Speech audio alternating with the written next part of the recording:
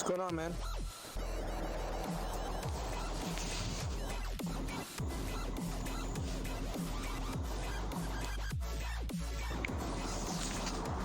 You there?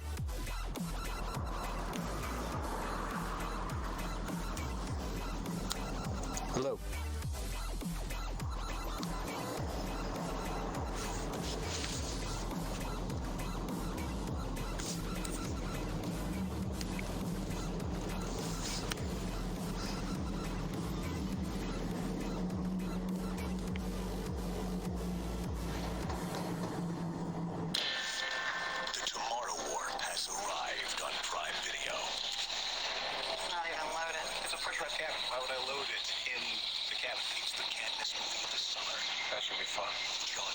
I got one! It's wildly entertaining. I'll get one go. Chris Pratt's action hero perfection. Fire! Looking forward to that. The Tomorrow War. Watch now. Rated PG-13. The Tomorrow War. Watch now. Rated PG-13. Hey, Clover.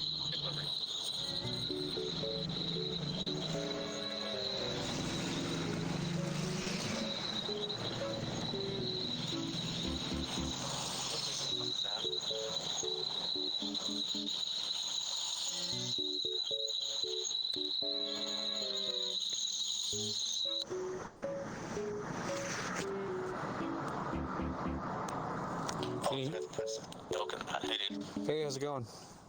It's going good. I can hear going a bit. Well, you're on my phone. Yeah. Do you have the stream up, or is it just just the phone? Just the phone. Ooh, okay. And that's gonna be rough to have people watch? Yeah, I don't have my headset. Yeah. Okay.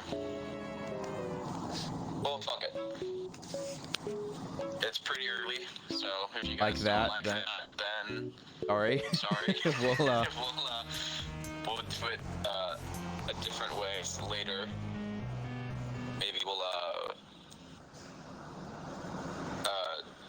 do like a recap tonight. Okay. That way, if people like don't like this, then they can just tune out now and watch the and recap because it's gonna be rough to listen to. for me, Rough for me. Talking. Just talking. 'Cause- Because I can hear me. Maybe if I turn the volume down a little bit. Maybe.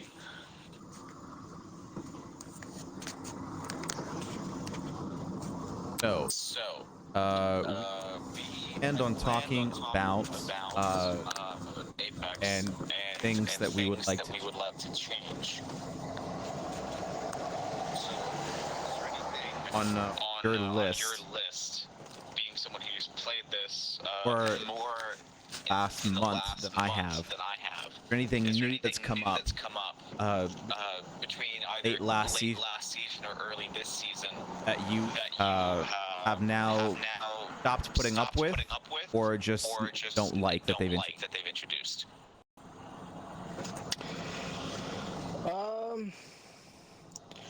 They've always done tweaks to the skill-based matchmaking, and some seasons it's bearable, and then when they change seasons, they've done some tweaks to it, which makes it unbearable, and it puts you into lobbies that you don't have any. You can't play. You get frustrated. Like you're on the game trying to play and have fun, but it's not fun because you're going against people who are way better than you. Yeah.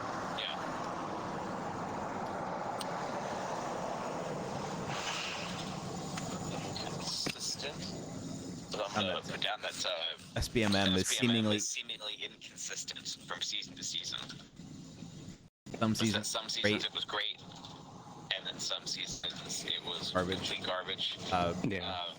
definitely We definitely had last some night had some horrible games against players that we had no we had no up business against. going up against. that's if ranked it we'd was never ranked, see. we'd never see. Yeah, that's the thing with that. Like, you know, you were on PC, I was on console, and the skill gap between PC and console players, like if I'm with a teammate that's on PC, it's automatically going to put us into PC lobbies, and my skill on console is going to be like I can see the concept of it, but there's a big gap difference between PC and console, at least by about 25 to 30%, which is a big gap.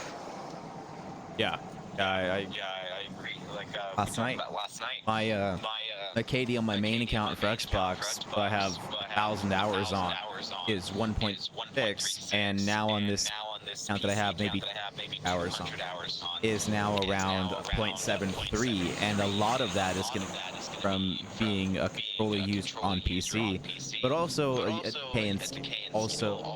inconsistent playing. There's that.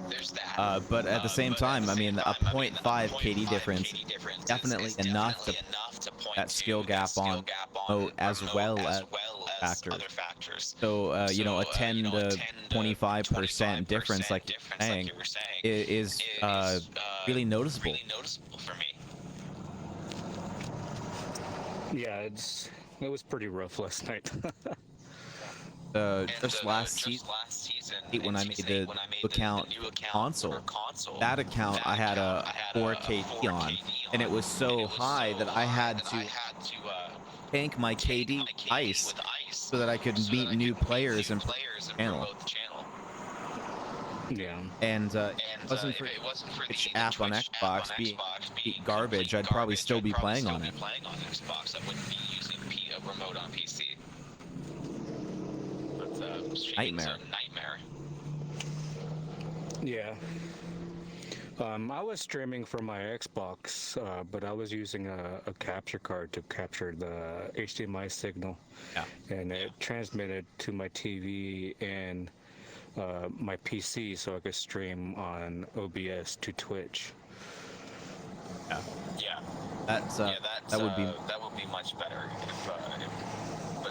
I want to try to stick with PC. I'm enjoying having everything on the same place to be able to like switch over pretty easily. Yeah.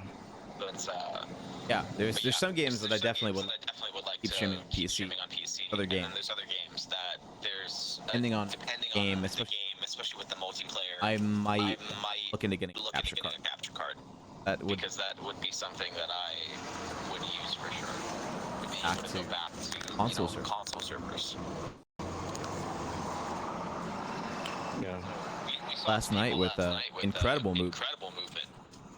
Yeah, I couldn't Something. hit 'em. Yeah. But we don't go up against on console really is that kind of movement. And I don't hate that, but I'd say probably like a third of our lobby was that.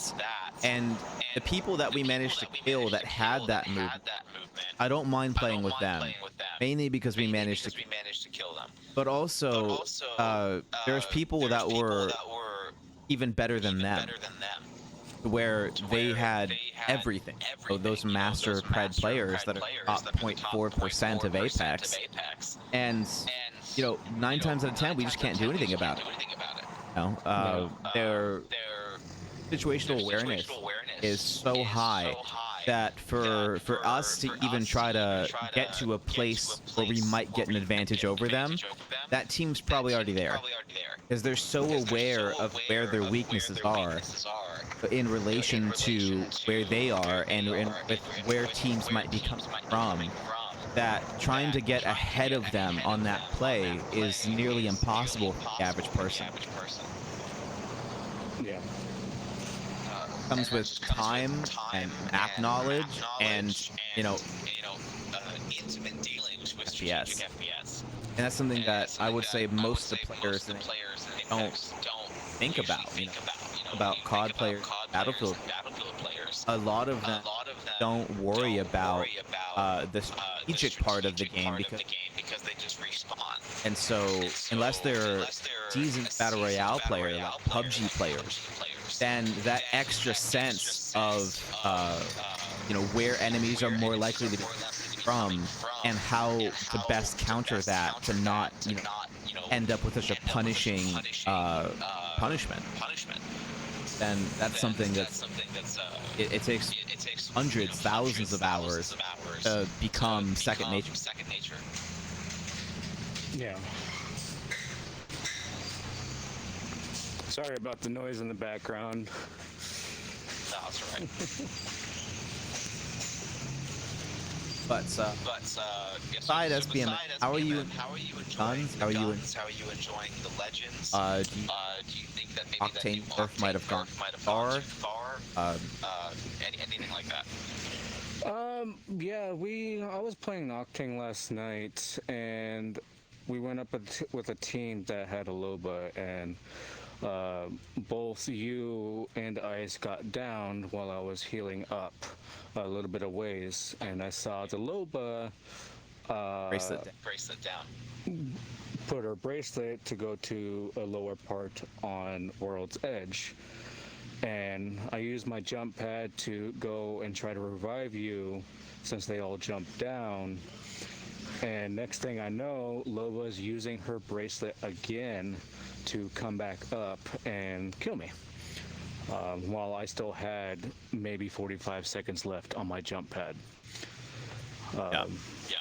Going from 60 seconds all the way up to 90 seconds is a big increase compared to where Loba is what, 26 seconds? Like 26 seconds on his teleport, yeah. That's a big disadvantage for somebody who's trying to gain position and movement to get it out of certain situations. And It's similar with Pathfinder as well. Pathfinder Is in the same Loba. position as Loba. Their mobility and Horizon and Valkyrie Yeah. Actually, even more so. for their vertical ability is on tactical a passive. So going up against a legend, vertical ability is tied to a ultimate. Always gets fundamental disadvantage.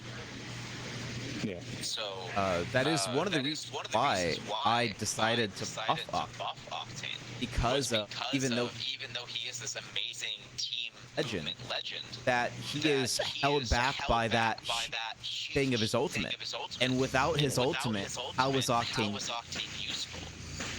Exactly. And so without his ultimate, if you Octane look at Octane without his ultimate, then what is the best thing that he can do? What is his hit and its speed? And so to let him have that speed is really important. And so they, in some ways, did do that. They did let you have the consistent speed because of the reduced cooldown. So that is now letting you be faster ever with Octane, because you never could do that quickly. But another key with Octane's who can catch him, and Bloodhound can. Bloodhound in Ultimate, even right now, can catch up to a constant stimming Octane. And the only way that Octane can get away is if the Bloodhound is not taking the jump pads. Then the Octane can. But on top of that, as you've seen happen many times, what a lot of players are getting really good at is shooting players while they're taking jump pads. Now more than ever, especially now with the slight increase in velocity, being shot off of a jump pad is becoming common. Yeah, especially with the new buff to the longbow. Yeah, the buff to the the mainly what I've seen with the buff to long 5 base. The 30-30 had a buff to muzzle velocity. So that is going to be something super easy to hit targets. Bow has been historically great at this because of its 30 fast muzzle. I do think the snipers have had, and really almost all the guns have had an increase. So I'm very eager to test that. I haven't had a chance to test that yet, but it does seem like overall the muzzle velocity has sped up for Apex. Whether I didn't see it in the patch notes, but it definitely feels like everything got a that is going to be a thing. And so on top of that, when you're talking about the stim costs and how frequently you stim, what you're looking at is another stims before you would be at 1 HP, pre-nerf to now. So pre-nerf it 8 stims. Now after the takes 5 stims to get down to 1. That coupled with the increased velocity, and that means that when you're on a jump pad, you're more likely to be one-shot when you stim and take that pad. It'll take less shots to kill, which is overall a nerf to the entire character because of how expensive stimming has become. So stimming and stimming and stimming, and now with that 90-second cooldown on the ultimate, you're more likely to be padding with like 20 or less health. Because of the stim changes, the pad changes, when you're running away from a team, I would say probably 6-7 times out of 10, when you're stimming and padding and like really running away from someone, you're gonna be at 20 or less health by the time you pad. And by your second pad, you're absolutely be. And I think realistically, there are a good amount of players that will chase solo down as a 2 or 3 stack for a minute or more. So to need to take that 1 or even second pad, get 1 health for a bulk of that time is rough. I prefer to go back to Octane is a lower stim cost, and Respawn mentioned that they the stim to be impactful, that you can't just always hit. And what we talked about last night was how the timer was enough. Having something that wasn't spammable was already enough. Because knowing that there was that 3-second window where if I make a mistake, there's nothing I can do. Yeah, 3 seconds I think is where it should be at instead of the 1 second.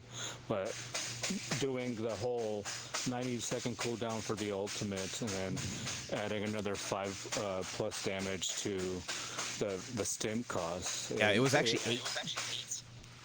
It's what? 8 damage.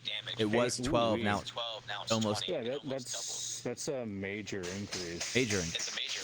Absolutely. Yeah, it completely nerfed them. Yeah.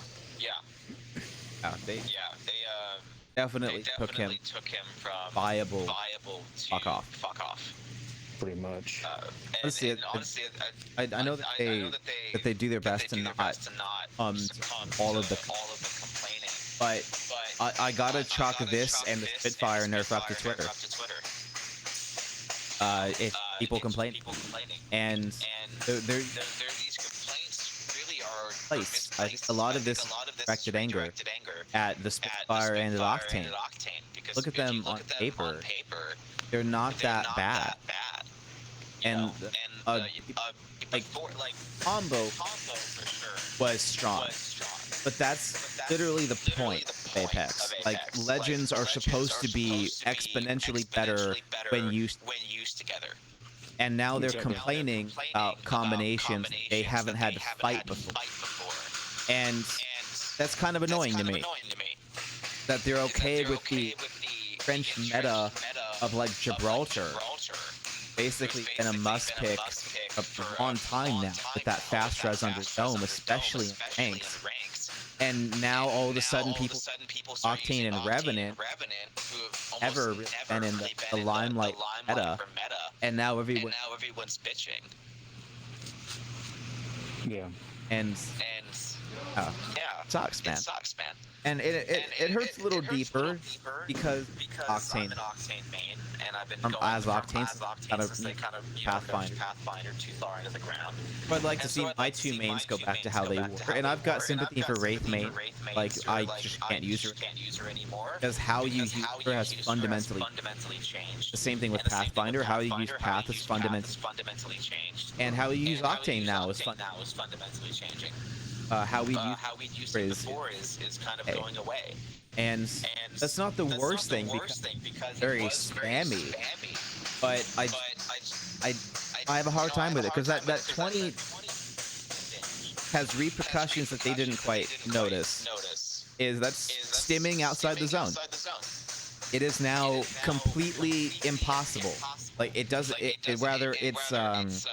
It will cost you health to stim in ring 2 damage.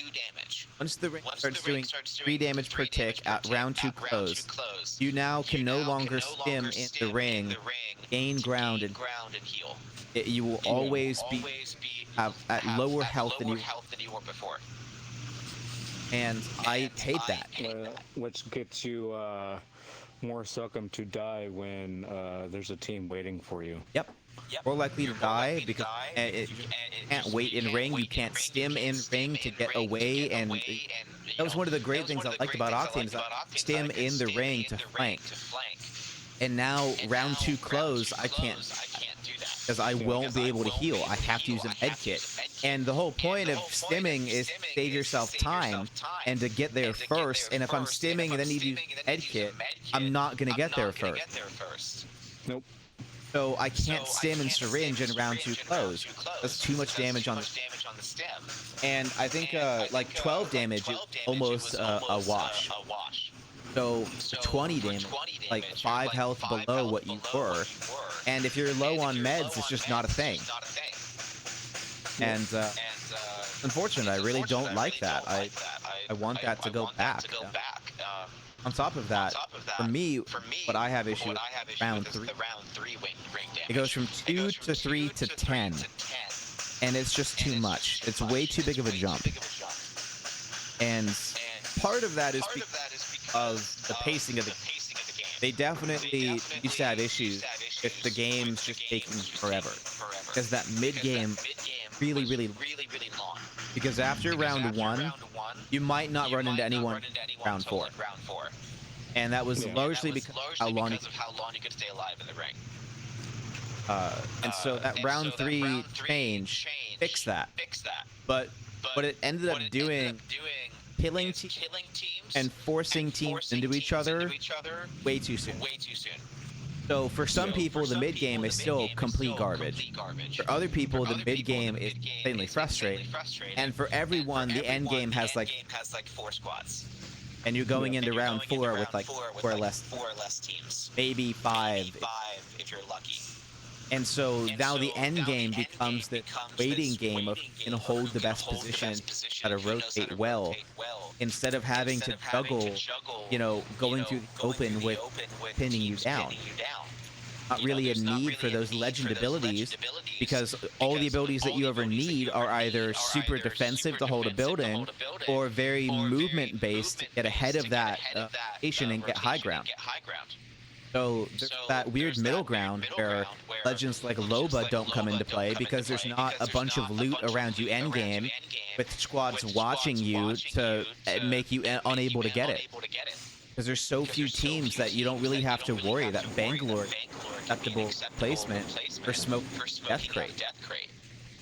So there's a lot of legends that are not really getting their due diligence in the end game because of how situational the end game has become. Not really that weird ubiquitous middle ground would be like the early game because of what's happening with the ring damage and because of what's happening with SBMM. Really, that kind of comes into it too when you have that one running through a lobby because they're a pred pre-stack and going up against, you know, platinum or lower, realistically lower, then it's going to be, you know, 3 teams left by round 3. Maybe. I mean, even like Jenks, I watch his gameplay. He's frequently getting games where it's like round 2 close and there's 3 teams. Yeah. And a lot of people go, oh, it must be cheaters. Honestly, it kind of isn't. Part of it is because a lot of those teams are fundamentally outplayed by teams that are like way better. They're just super better. Exactly. Nothing that team can do about it. Yeah, that's when it gets really frustrating because you come to Apex to, you know, have a good time, but you're not going to have a good time when you're constantly getting wiped out by teams that are way better than you. Honestly, I've shifted how I play Apex. I don't play Apex to have a good time anymore. Yeah. I play Apex to try. It's a challenging FPS game that I know is going to take all of my focus. Yeah. I don't play Apex for fun anymore. That's definitely a huge cause for why I stopped. Especially back when I was on console. I've been going and playing other games too, just to have a good time.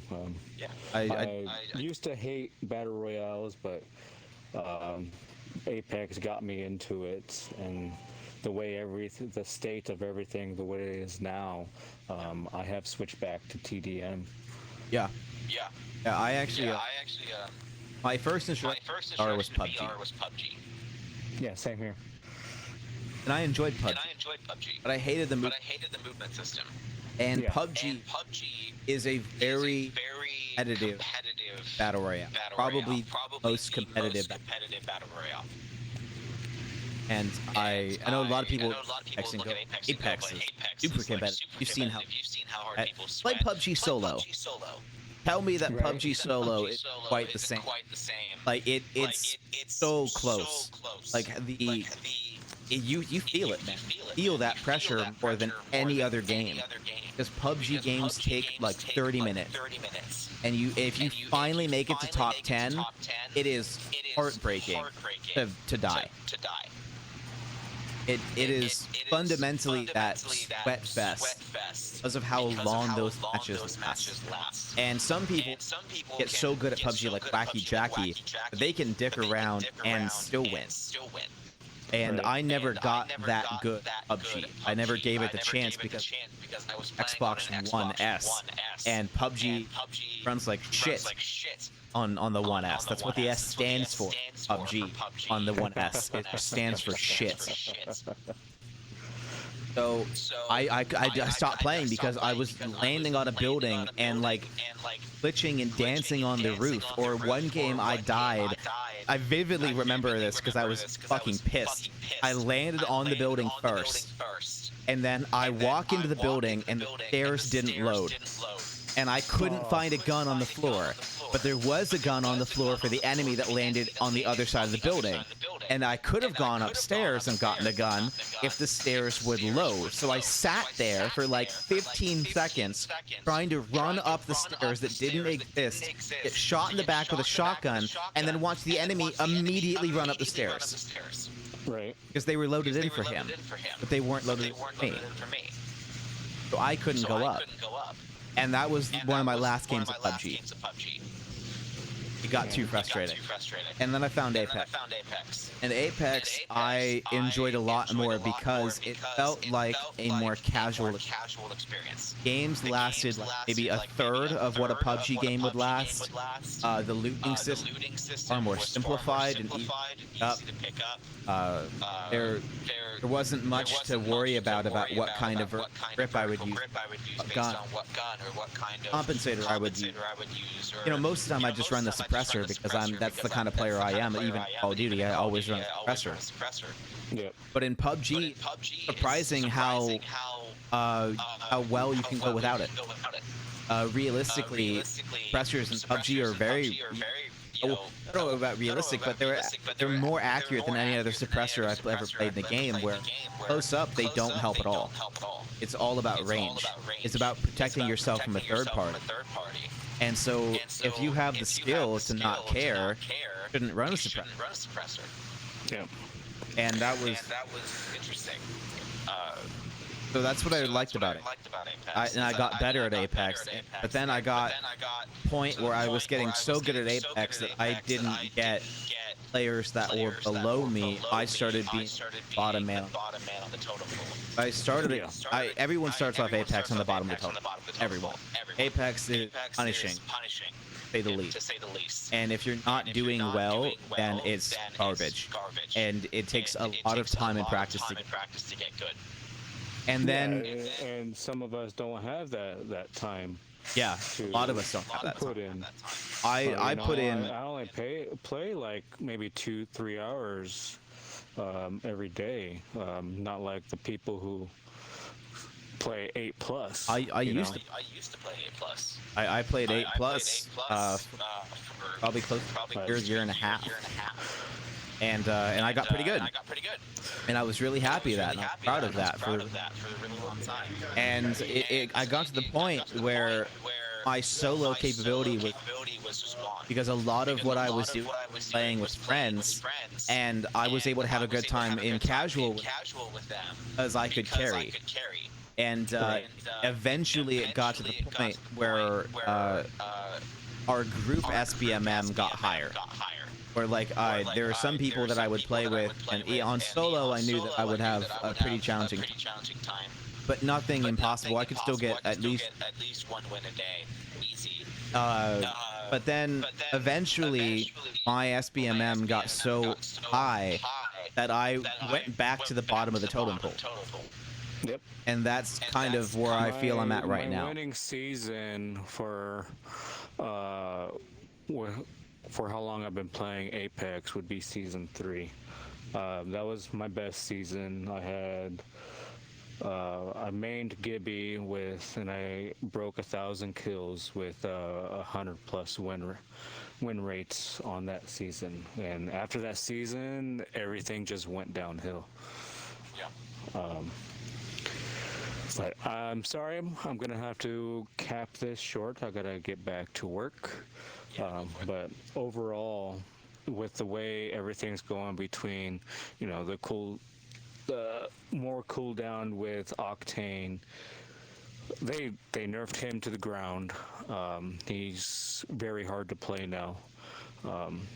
Going against the other positioning type legends of Loba, Horizon, Pathfinder, and even Revenant and Valk. It makes it very difficult to play Octane now. Yeah, the skill ceiling definitely got raised. And then and unfortunately, that was something where the skill ceiling Weapon- is weapon skill not ceiling, not yeah. legend skill ceiling. and the whole skill base between PC and console, something needs to be done about that. It's crossplay. That crossplay is rough. yeah. So, all right, man. Thanks for inviting me to your channel. I really appreciate it. Still streaming on Still streaming on yours? No, I stopped because I wasn't able to get very good gameplay from the skill base and everything else. Okay. So I just stopped. Okay. So, Okay. all right, man. Thank you. Appreciate it. Yeah, of course, man. You have a good one.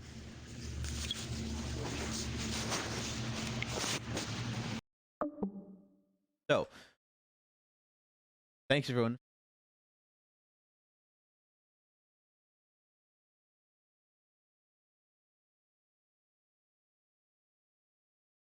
Better audio. Anyway, so that's kind of what we're going through.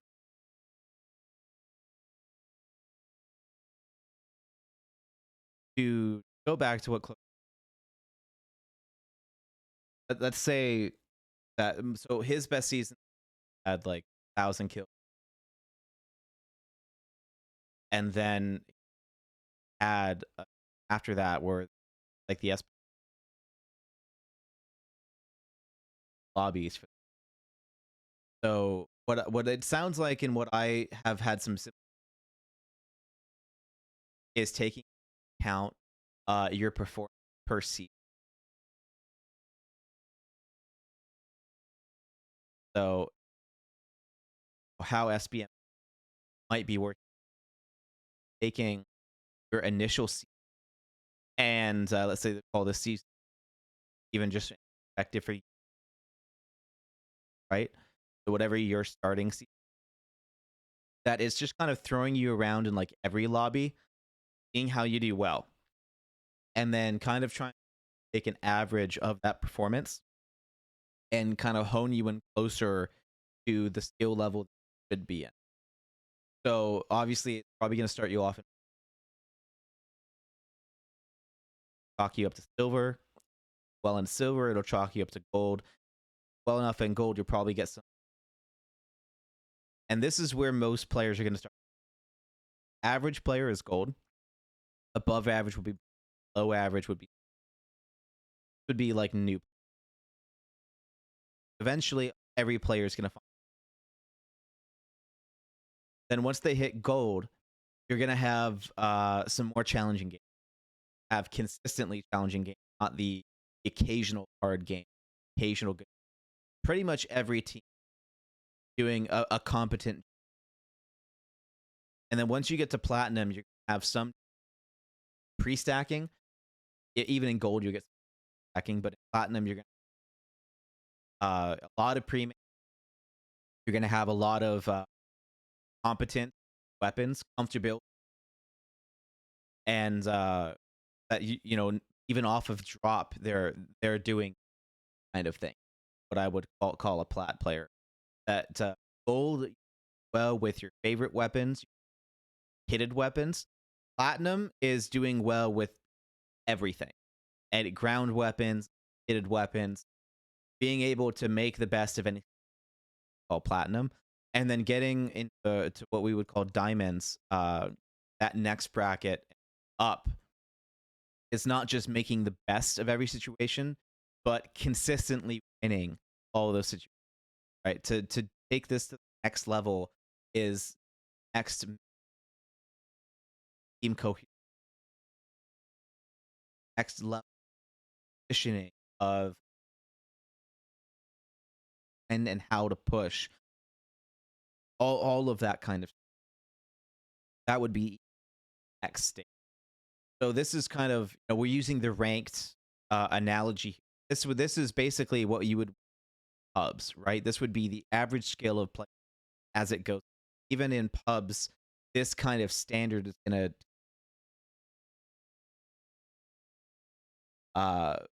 feeling in pubs. And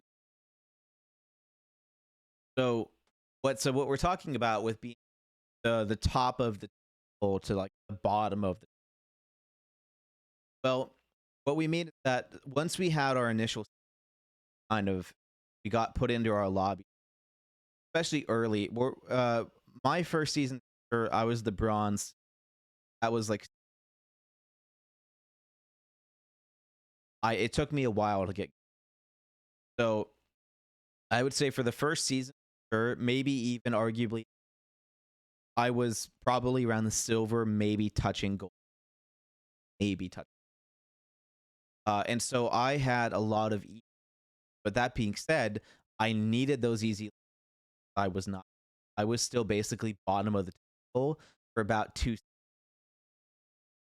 The third season, I did noticeably. I improved as a player, but I stayed in those lobbies. What we're expecting for Apex to be is it's taking that average level per season. So season 3, I got better, but it was still using my SBMM off of season. And so basically, what I'm expecting is that almost nothing that I did would have been enough to merit me going to the next bracket of pubs. In during that, I had a really good and a really good. So, what from my second to fourth season, I improved a lot as a game. Uh, what's what ended up happening, and for what happened for Clover is that we had that big chunk of our gameplay for SPM was before we got, and so there was basically what we call a delay in when we got put in more difficult lobbies, and because of that delay, how exponential, we were always able to stay ahead of that bracket. For season 4, I was playing more like a platinum player, but especially because I didn't play ranked almost at all my first 4 seasons, there was nothing for me to go off of. So the game couldn't like check in and go, "Hey, he's actually up here because he got here." Uh,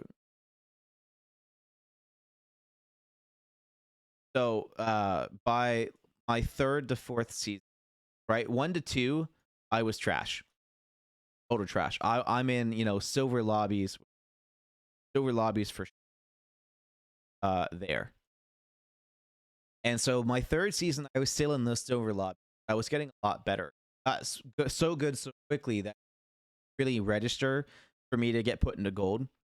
So I kept staying in silver while I was like the top man on the totem pole, where I was, probably in that top 20 playing on silver servers.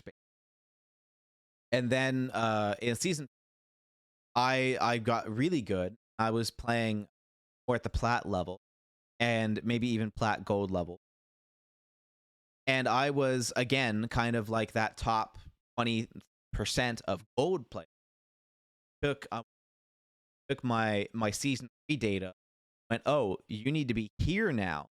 But I kept playing and got good. So I ended up from season 4 using, my lesser self stats based and still getting into about the gold level lobbies when I was still basically a plat player. And the interesting that there's so many players in Apex at this level, this level here, that they cap it here. So if you're in gold lobbies, you're the top of the totem pole. They don't put plat players in gold lobbies. Oh, there's basically two different totem because of player size, where they have bronze is kind of its own. Try to leave that alone. And then there's gold and silver, and these guys are always competing. Right? There's if you're gold in these lobbies, you're doing great. That is by far like your top 20% most of the time. You're gonna get gold players and that's because how you're gonna get. If you're a good gold player, you're having a good time here. Exactly what I love doing. This is why Apex is fun for you that have issues. Because you're playing as the top man on the totem pole, like I did for the first, not really the first 4 seasons, but season 4. That's what happened to me. Right? By season 5, I was still doing well at the game. And then there was that shift because platinum is down here. Once you hit platinum, you're in the top 30% of players, and they don't let you queue with lower people.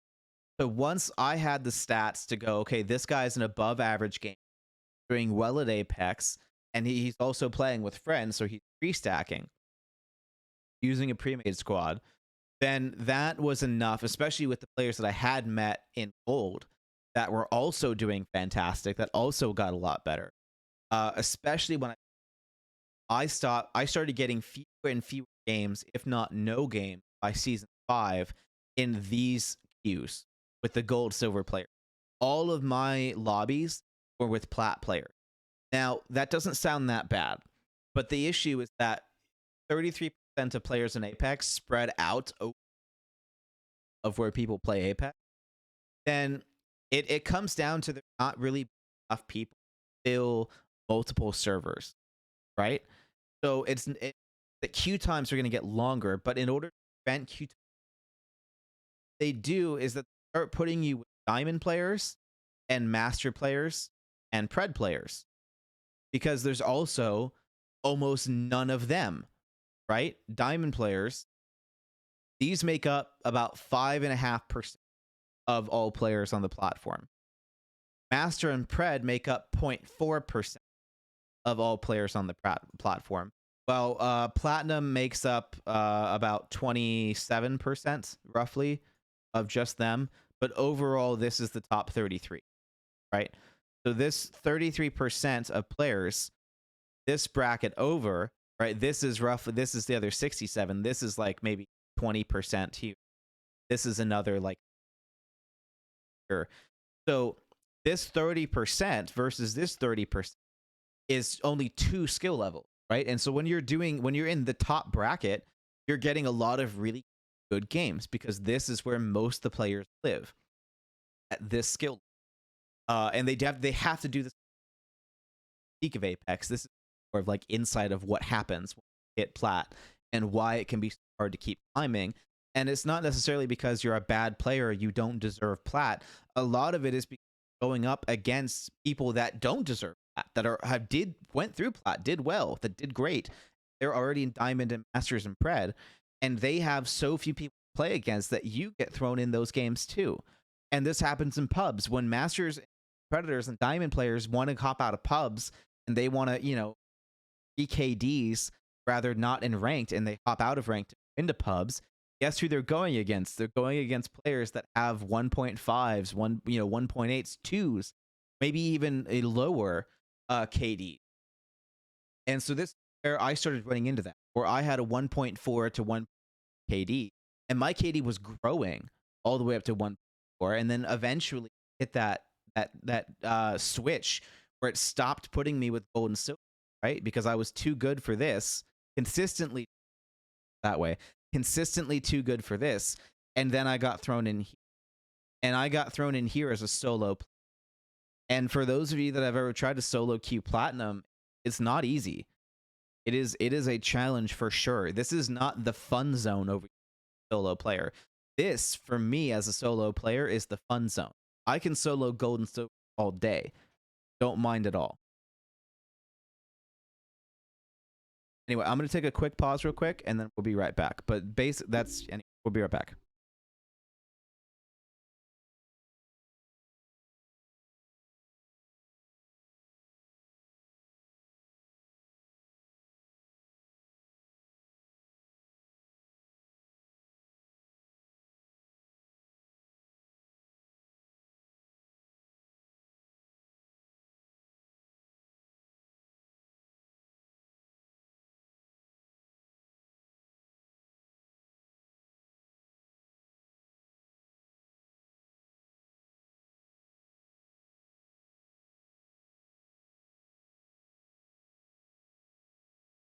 Anyway, sorry, Kate's leaving.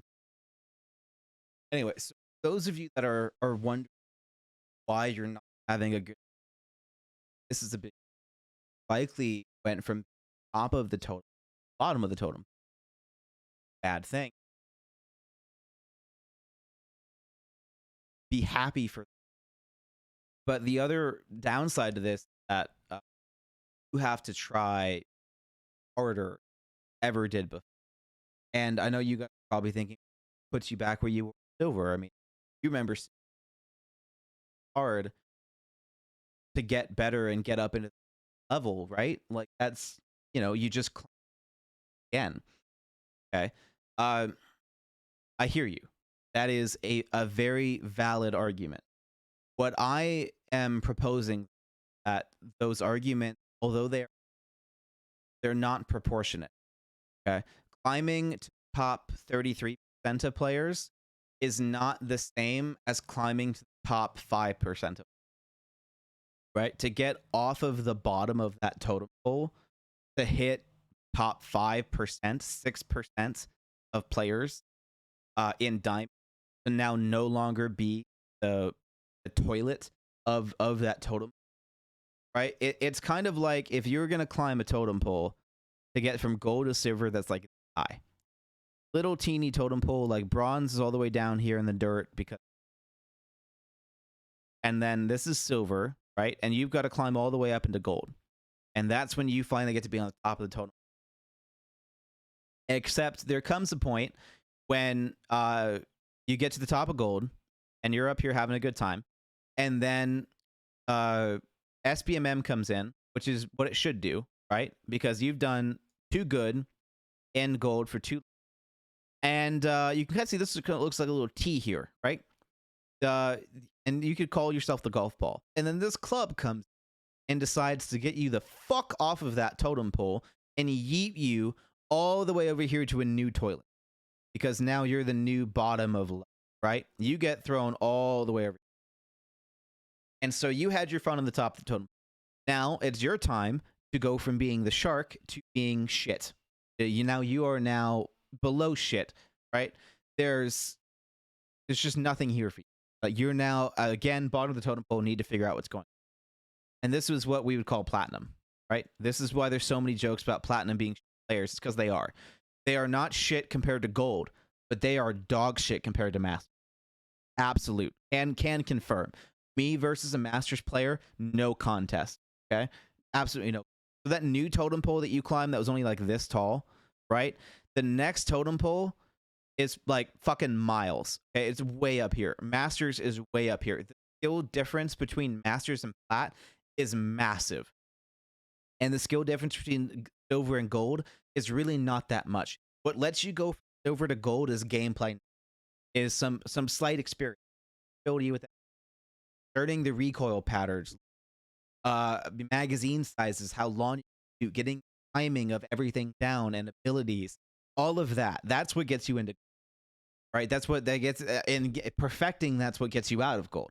But what gets you to masters is just teamwork, massive amounts of team, even more profession in guns, knowing the meta, having to play. The only time you're off meta is when you're hubs, trying to relax, or when you're on drop. That's the only time you're not on meta at this skill. Oh, even in platinum, only time you're not on meta. that's what the difference is. So like trying to and on top of that, like if you were to think about like the top 27%, that'd be about a third, right? So like a third, or actually of this total, most of going to be platinum, right? About this much of the totem pole is platinum, right? You want to think about it that way. Of gold, like it's a pretty 50-50 split between. There's a little bit more in gold than there is silver, so maybe the line's like further down the line. But getting from the bottom skill level to the next level is pretty easy. But for platinum, most of this totem pole is just more platinum players. Get to like not being shit is like all the way up here, where you've got diamond up here, you've got master at like the very tip of the pole, like master and pred are standing on top sharing it, while the predators are trying to yell at the masters for them being hard stuck and not deserving it. And then the diamonds are like right there below it. They're like almost there, like last 10 steps on the way there. They almost made it, right? If you think of it as like Ace Ventura, when he uses the slinky to go down the steps in like the first 5 minutes of the movie, and the slinky's going all the way down, right? That's platinum. Like if you want to look at this totem pole in that relationship, right? The entire slinky fall all the way down to the last step is platinum. And that's how high you have to climb to get out of the shit. And that very last step is like diamond, right? If you know, that's kind of where it comes down, is that there's just so much room on that totem pole for just platinum that you basically have to break it up into who are, say, halfway through hard stuck platinum, who need a team, can't find a team, or just get this what I would call the solo queue players, right? These are players that just got to platinum, that don't have friends to help, are meeting nothing but toxic assholes because they all want to be the top of the totem pole. None of them have the ego to admit that maybe they're not going to get there. And so you just don't get any help. The community isn't helping you. No one's looking out. It's eat or be eaten. And this is where a lot of players are going to start learning toxic behavior. A lot of them. And that's just kind of how it goes, where there's players that are solo queuing plat that can't go anywhere, not getting help. They're not getting team, not getting consistent team. And so there's nothing they can really do, because a lot of this level is realistically trying to climb that totem pole. But what this totem pole is you're not climbing to get to the top. You're climbing to like fucking listen to. You're climbing to get respect, you know, at this level, because there's people that just don't care about you at this point in time. And that's the other issue. That's not Apex's fault. That's people being fixed. And so once you climb to like plat 2, then you start getting taken seriously as a player. Then you, like, other people are looking at you, oh, this guy has potential. Maybe I'll help him now, right? Like you have to hit plat 2 for other random players to look at you and go, okay, cool. This guy isn't garbage. That's basically what you have to. Even then, if you get there, you're only like a third of the way up the totem pole, maybe halfway up the totem pole in terms of how far you have to climb. But before this level, from plat to plat 2, was basically you just going from silver to gold. That's basically what. And that's kind of where Apex is struggling, is these bottom of the barrel plats, right? The solo queue plats. These are the people that are definitely having worse time in Apex, because they are not really competing with plat 2 and above. They're just not. If I go up against plat 2 players right now, it won't be a competition I'll lose. I'm not there yet. I definitely am out of gold. Definitely well in gold lobbies. I don't necessarily belong there against those players. But I definitely don't belong playing against masters, high plats, and diamonds either. That's not my skill level either. And so, because this portion of the player base is small, and they won't put us with lower skilled enemies, especially at least pubs, then we are now getting the worst experience in Apex ever. There's just nothing that we can do, because if we get put with other gold and silver players, we're going to be having a field day, and it's going to be the same issue I get in these lobbies now, where it's round 2, and 3 squads, except for us, we're going to be the team making it 3 squads, right? We won't be the team hiding in the corner while there's 3 squads left. We'll be the team causing that problem. And that's not good either. And a good chunk of this down to population size of the game. That's been growing, thankfully. But like Clover mentioned last night, is that a lot of the population growth is seemingly like it's these players here from Plat 4 to Plat 2 that are now getting frustrated and leaving, and then being replaced in player size by bronze, right? So what this is doing is it's kind of creating a bigger disparity between this number.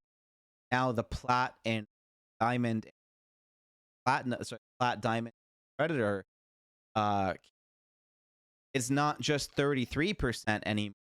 Now this is, potentially like 20%, because of so many people in that Plat 4, Plat 2 skill base that are having the worst time in Apex they've ever had are now quitting the game. And so these guys are quitting, making it go down to like top 20%, while that bottom 67% is now getting that 20% boost to players, or rather 13%. So this is now more like the top 80%. That's right, the bottom 80% are now in gold and below. But the issue is that this is now a bigger bronze level, maybe even bronze silver, right? But these guys, that 20%, still need another 13% to queue with. So who's now getting the shit end of the stick, right? If you're a gold player and have been a gold player, and now you're finding yourself in shit lobbies where you are below garbage, like there is like the cat litter box better and smells better in the house than you do, right? Like you are a freshly sprayed person skunk. Like that is the level of low that you are. Like you are not welcome within 15 feet of this house until you go do something about the bench, right? That is now what you're experiencing. If this is the case, that's what's going to be happening. Is players that aren't ready to play in Platinum are going to be put in Platinum and Diamond and Red lobbies, because those players have to replace the Plat 4s, Plat 2s that left. Their punching bag is gone, and they need a punching bag. Because if you don't give these Pred players a punching bag, they get long Q. These people with long whales keeping the game afloat. These players are why Apex made $1 billion in 2. So you have to give them a punching bag. Because if they don't get a punching bag, few times get two, they leave. And that's not okay. These players can't leave. And so basically what I think it's coming down to, people are realizing they can't get any better, at least on their own. They're getting put up against players that are far better than them in every sense of the. There's just no competition. And they're tired of being a punching bag. And they were playing this game to have fun, could do that, and so. And now they're getting put Plat, Diamond, and Master players, and there's so few of them that in order to keep those queue times short for those higher tier players, for the punching bag. And that's just kind of what down to. So if you're a player pretty okay in gold and nothing, try for, maybe like a 1 point KD at most, and now all of a sudden you're finding a ton of Masters badges, a ton of Diamond badges, constantly seeing Pred trails.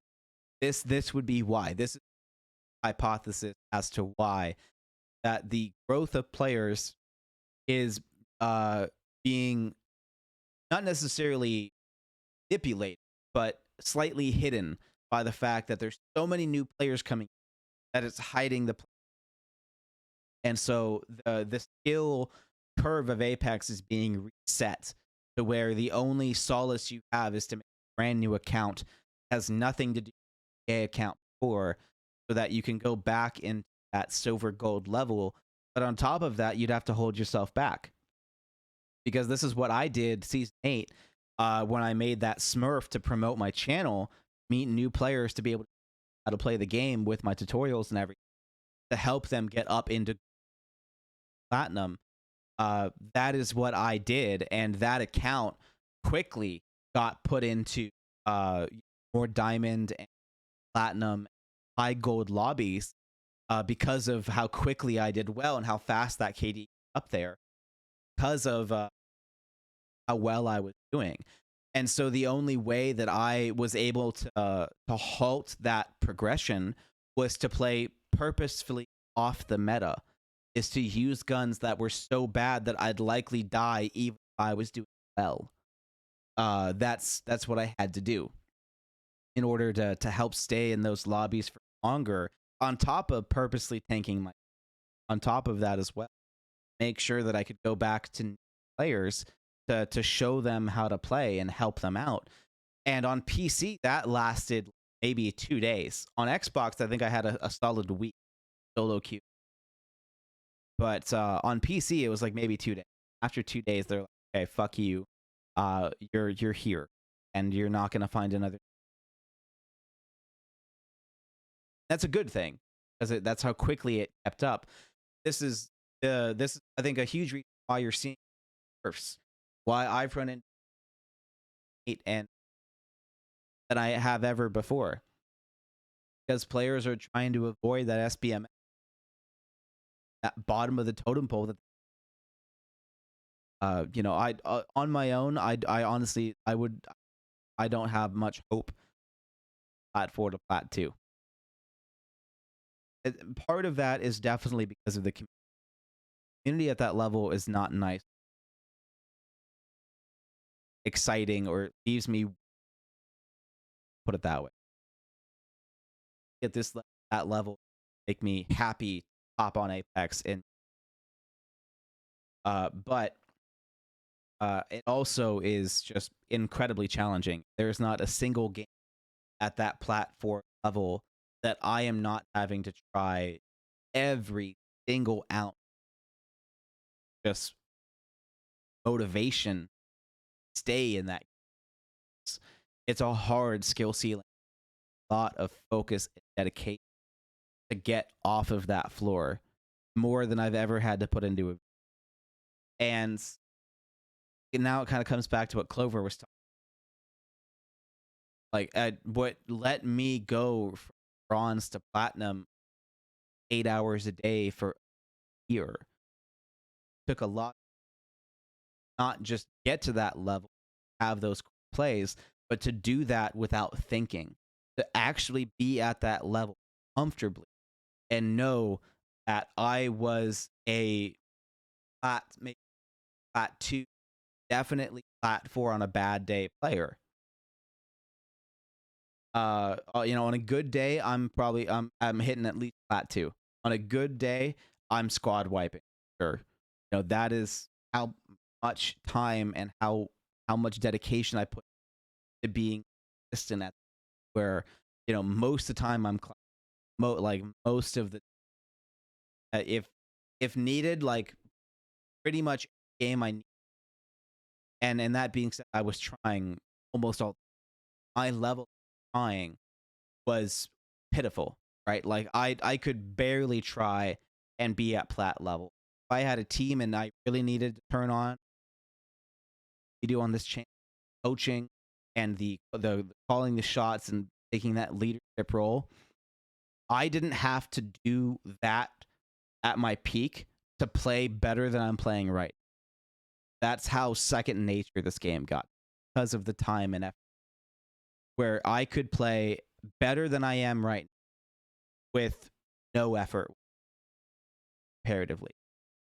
That's where I was at that. That's where I was at like 5K. And if I needed to, if I did the calling the shots and doing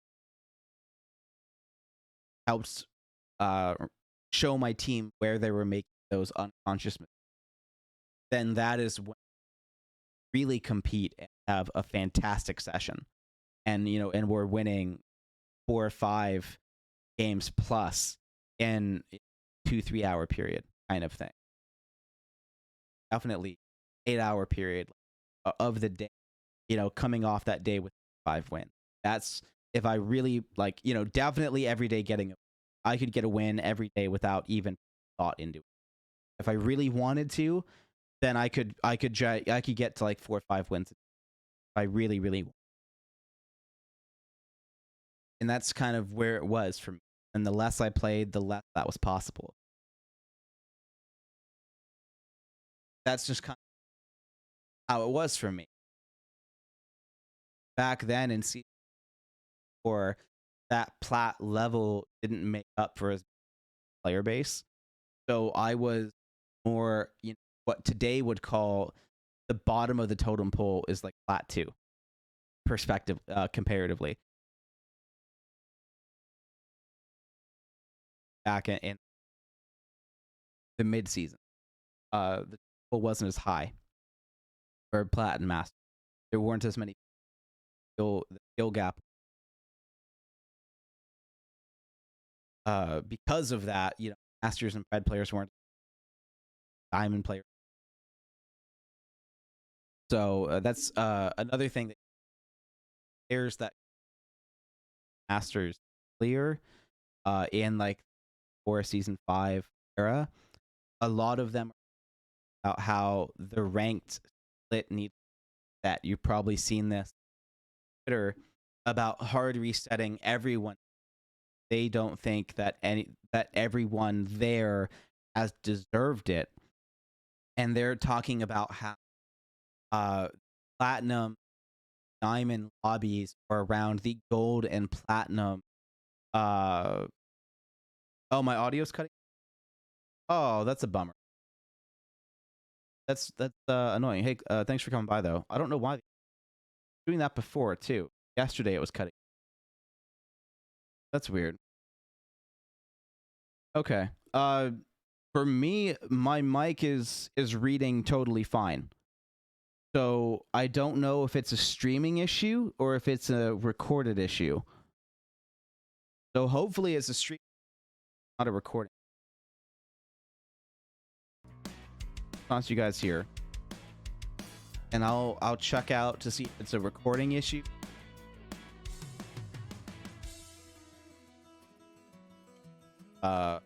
Twitch here, and watch my last broadcast toward the end when said the audio.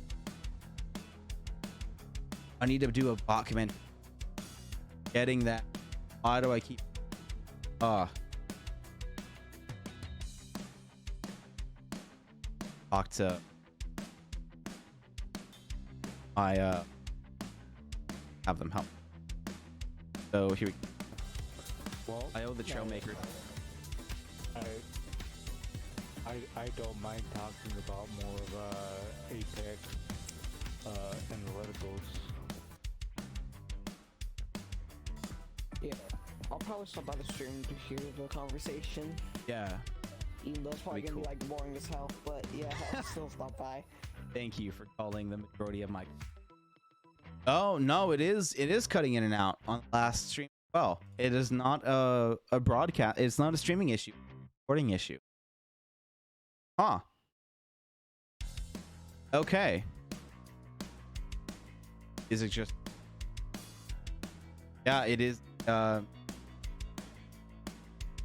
good.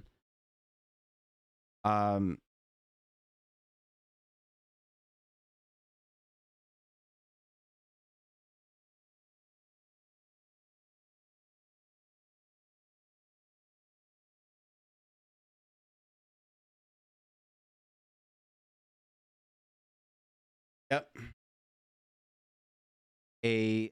This issue. Man, that is annoying.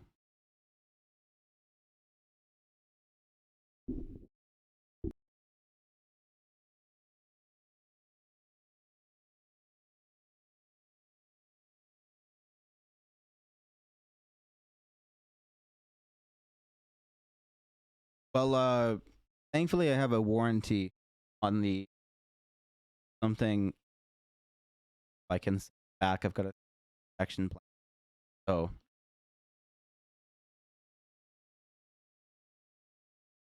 but cutting in and out. But you know what? The funny thing is that not even it's only cutting out on stream. So something is going on with Twitch. Oh, you know exactly what it is.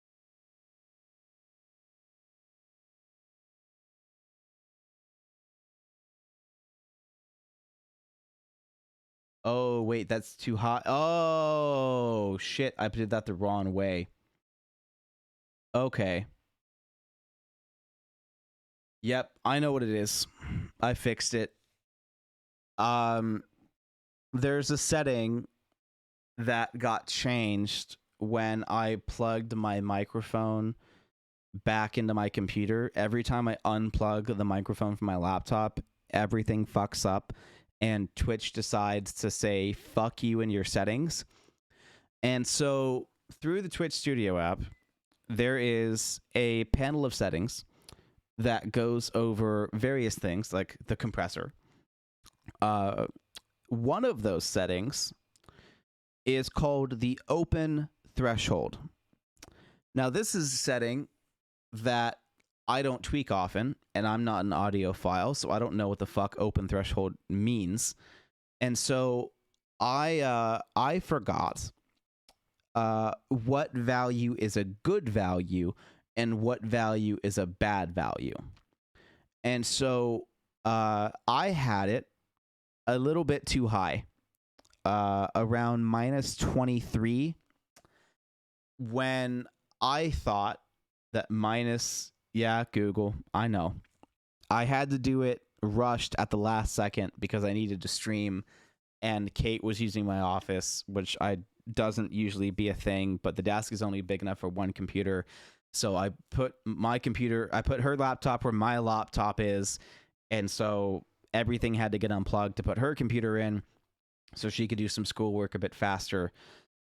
And yeah, so I put open threshold to -23, thinking that that was a low value for an open threshold. And for those of you that know audio, you're already laughing your ass off, because that means that the quieter I am, the less the mic will pick up, which means that when I was on my mic and yelling, you could hear me just fine.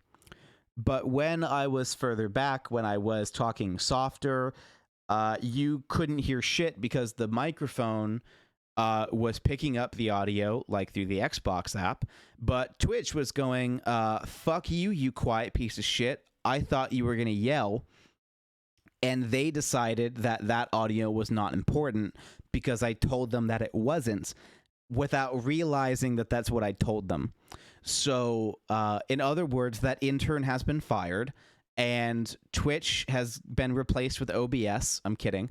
But anyway, I needed to put the open threshold lower to like -47 so that my mic will pick up everything that I'm saying, regardless of how I'm saying it, while also trying to help block out the keyboard sounds, because that was another thing about why we have an open threshold, is because my keyboard is particularly loud. Not as loud as it can go for as keyboards can, but it's a pretty loud keyboard, and so I was trying to avoid something like this happening, if it's gonna happen. Yeah, there you go. So you can hear the keyboard. That's me pressing pretty hard. But if I just type normal, then it's not too bad. Maybe you hear it while I'm talking as well. But it's actually a hybrid keyboard. That's why it's not quite as loud. It's not like a full-on mechanical. It's the Razer Huntsman. And so it has a mix of mechanical and whatever the fuck the other word for keyboards are. I think it has what they call their purple switches or something like that. Pretty neat. I'm a fan. It's like 5 less of whatever those small units are for how hard you have to push for it to go down than a typical mechanical keyboard. And they're also quieter. Not like obviously completely quieter, but they're quieter, and it still kind of has that good feeling to it. I like having a little click on the keyboard, so I enjoy it. And they have lights that I can customize, and I like the all black keyboard and stuff like that. So for me, it's a pretty damn good keyboard. I do wish I spent the extra like $20-$30 to get the mix amp that was built in. I didn't. I wish that I would have. So there's that. So that's why the audio is cutting in and out, just because I'm being a dumbass. So hopefully all that made sense to you over the last 1 hour and 15 minutes. Obviously, I'm not going to repeat all of that. If you have questions, take it to the Discord where Ansel will talk about that there. So hopefully most of those thoughts got out for you to realize what I'm going on. Otherwise, trying to decipher these MS Paint scribbles might be a little difficult. So yeah.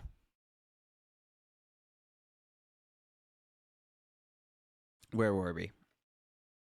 Anyway, so that's what Clover and I were talking about before last night was the potential for the top 33% of players to be shrinking, meaning that the bottom 67% of players was growing. And then that would mean that in order for those Master and Diamond and Pred players to keep having their punching bag, to keep those players from leaving over long queue times, that now high gold players that aren't quite ready to be that punching bag are now getting put into those lobbies prematurely to make up for the reduction of players at that higher skill bracket. And unfortunately, this is something that only time can fix, but time is also their enemy. They don't have time, because once this trend has started, it is going to become harder and harder to stop. It's almost going to be impossible to stop, because they just can't do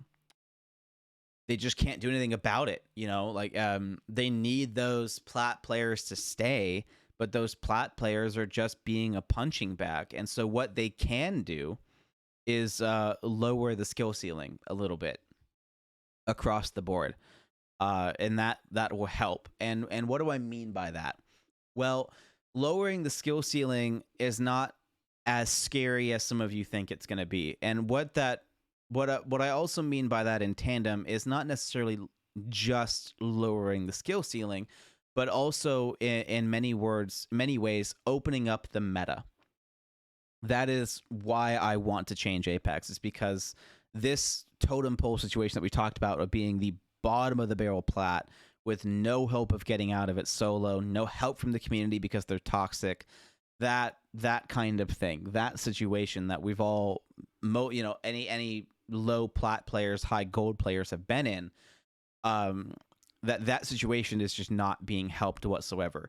And there are two phases to this. One is that ranked has a better SPMM than pubs. And I don't see that as a problem. I see that as a tool. I think that's a good thing. I want to help the SPMM and ranked get better and leave pubs about where it is. Maybe even a bit more lax when it comes to that gap, so that some of those low plat struggling players get more games with the gold and silver players. That's kind of what I would like to see as well. But how would I use the ranked system in my favor? Well, this is something that we talked about before with the increase, the steady increase of cost per matches. That's what we've talked about in the past. And what would this do? What is the goal of this situation? What is the goal of this rank change? Well, it is to help players keep at their current skill level, right? So the major issue for me with ranked is that as a plat player, I am constantly being matched up with in ranked players that are nowhere fucking near my skill level. Nowhere near. And now you would think that would only happen in platinum because of what we talked about, right? Once you hit platinum, you become a punching bag for diamond and masters. Well, there's a little something called seasonal demotions, split demotions, where you get put down a whole rank and a half every split. Now, that isn't just for plat, gold, silver, and bronze. It's also for diamond, masters, and preds. And fun fact, what this means is that diamond players are not too far behind, and master players, given the fact that they're masters, can kind of blow through ranked whenever they feel like it. And so they don't have to do it at the very beginning. So what logic would tell you is that every player is dedicated to this game mode and that they play this mode in order to continually climb their rank. That's what logic would say. What happens is a little different.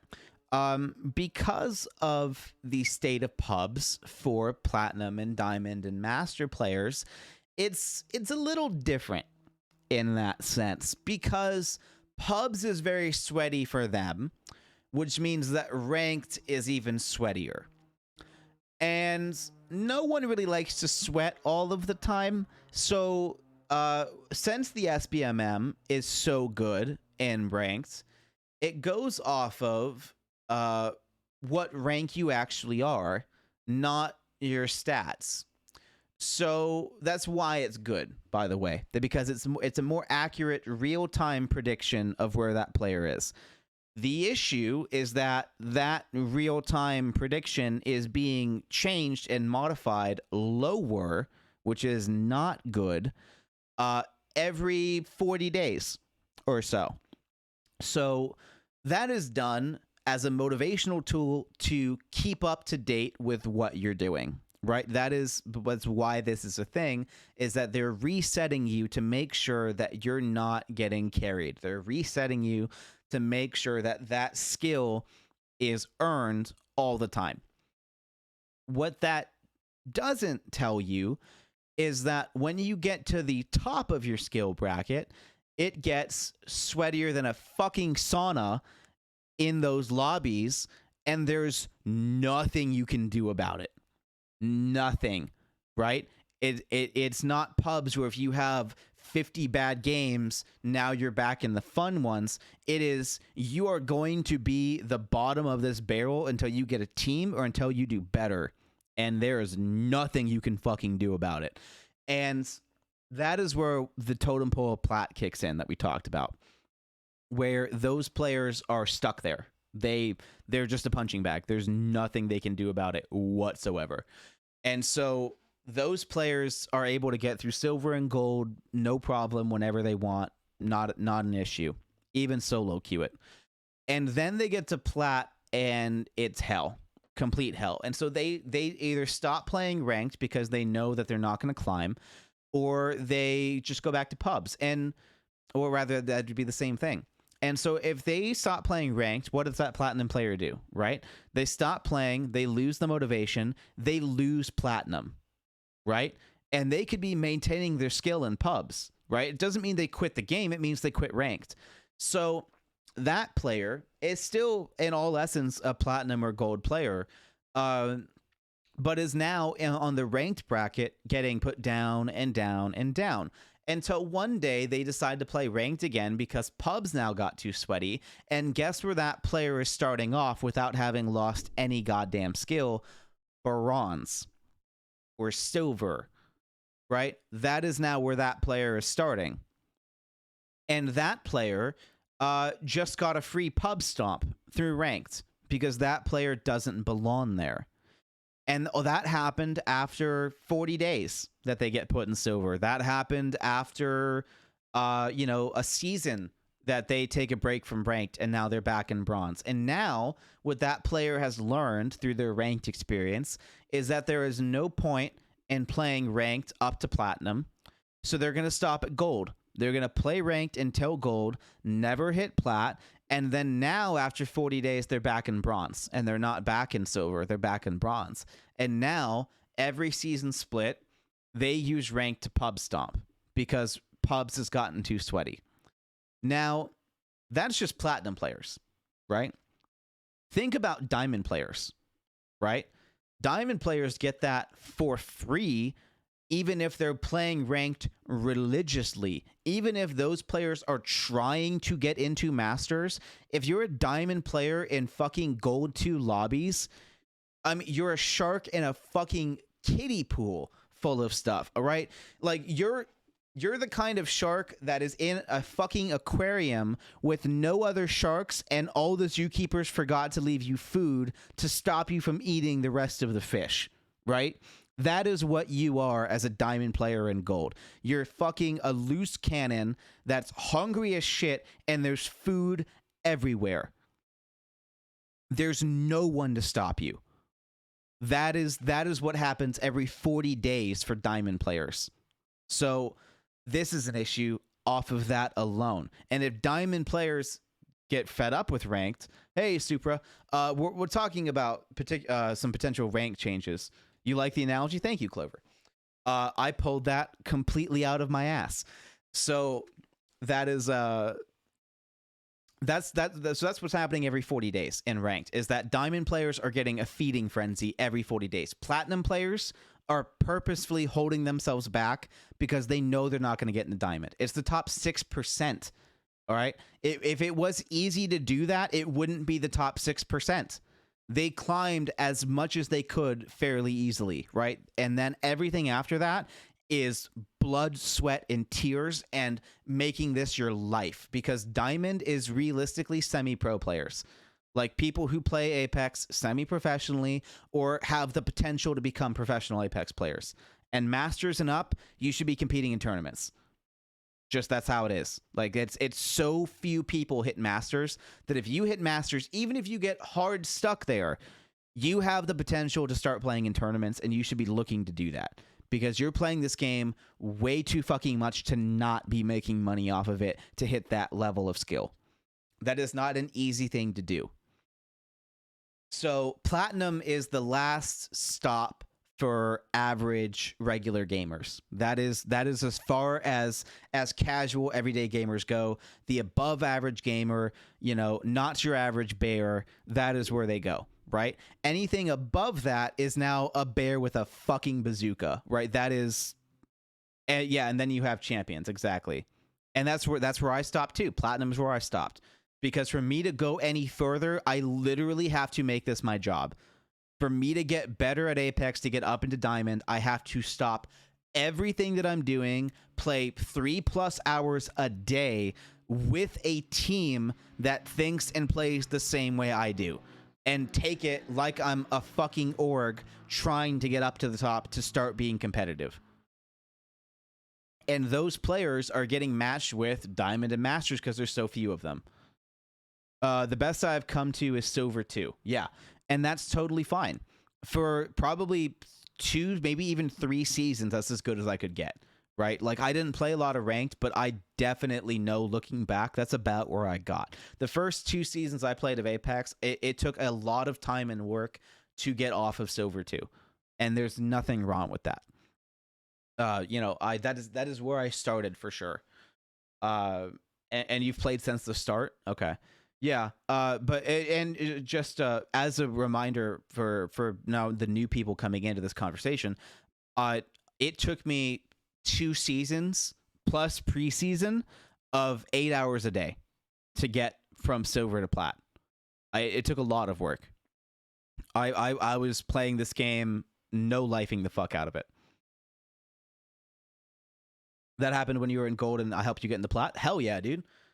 Yeah. I'm glad that I was able to help you get into plat, man. That's awesome. Because again, like back in the day, like when I was playing, especially because of the percentage of people and how low the skill ceiling was in season 4, if I had been playing ranked, there was a chance of me hitting diamond on console. I definitely would not have been hard stuck plat, and I would have been able to climb off the bottom. And if I had stayed with it, if I didn't start streaming, if I didn't start doing all the other stuff, if work didn't come up, yeah, absolutely. There's definitely a chance of me potentially hitting diamond, especially with the team. I would have been the kind of plat teammate that isn't getting carried, but isn't carrying either. You know, that's the kind of plat teammate that I was. I was definitely holding my own, definitely able to clutch from time to time, but it was definitely going to be where in order for me to get in the diamond, I would have had to take a step back and not be the leader and be more of that foot soldier that basically Clover was when we met. Then he got up into plat through, you know, the teaching and stuff like that, and through you know, those little things that I pointed out that he wasn't quite thinking about, that now he thinks of all the time on his own, and now he carries me some days because I stopped playing. And so there was definitely a shot at me hitting diamond if I kept going with it, for sure. But also at the time, you got to remember that for me to even have a shot at diamond, that was after a year, almost year and a half of playing like 8 hours a day, and that is including weekends. You know, that's many all-nighters. That's me playing this game so much that my sleep schedule got fucked up, and I started making friends in Australia, and I live in California. Okay, that's a big time zone difference for me to be making friends in Australia. That is literally the longest flight on the planet is LA to Sydney. So I can't go any further of a fucked up sleep schedule to start making Australian friends. It's like a 23-hour flight, I think, to get from LA to Sydney. It's crazy. Yeah, you made friends in America and you live in Norway. Exactly. You know, like that's the kind of dedication that it takes to start getting better at this game and to go from that you know, plat level to diamond, and then even more to go from diamond to masters. And so that is a huge issue. And so this is why 8 to 9 time difference. Yeah, something like that. 9 hours is Norway. Yeah, you're 9 hours ahead of me right now in Norway. So it's a big difference for sure. And I was making friends in Australia, which is like close to a 12-hour time difference for me. Like it's crazy. Like I was playing at 7 in the morning, and I was making friends in Australia that were like getting off of work or like coming or getting ready for work when it was like 7 a.m. for me. You know, yeah, that's all right. Super. So that's kind of what that was. In fact, let me double check that. Australia to PST time. So yeah, 1 p.m. is 6 a.m. for them in Australia. So 7 a.m. for me. Australia has multiple time zones. Oh, do they? I did not know that. Is Australia? It's 18 hours. Right.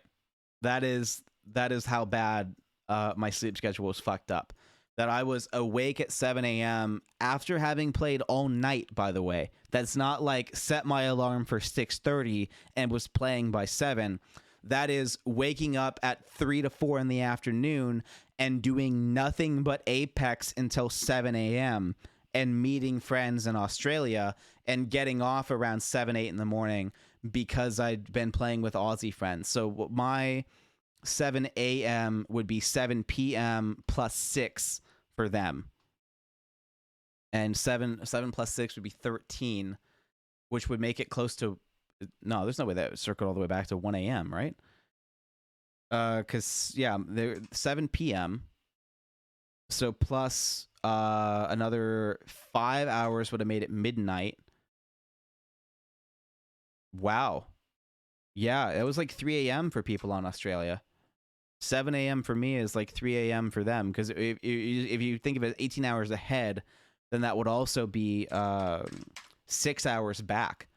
And so, oh, it would be 1 a.m. 6 hours back would be 1 a.m. So basically, I'd be playing with Aussie friends at their 1 a.m. and it's 7 a.m. for me. Sydney is 18 hours ahead of PST. Is that what that would work? You know what? It's been so long. I want to know Pacific time, 12:53 p.m., which is an hour ago, is 7 a.m. for Aussie. Oh, here we go. Okay, so PST, 7 a.m. is 1 a.m. I was right. So it is 1 a.m. for them. So that's how late I was staying up, because right around here, yeah. So 1 a.m. they would get home from work, and then I'd play with them on their time off from like 3 a.m. my time all the way to like 7 a.m. their time.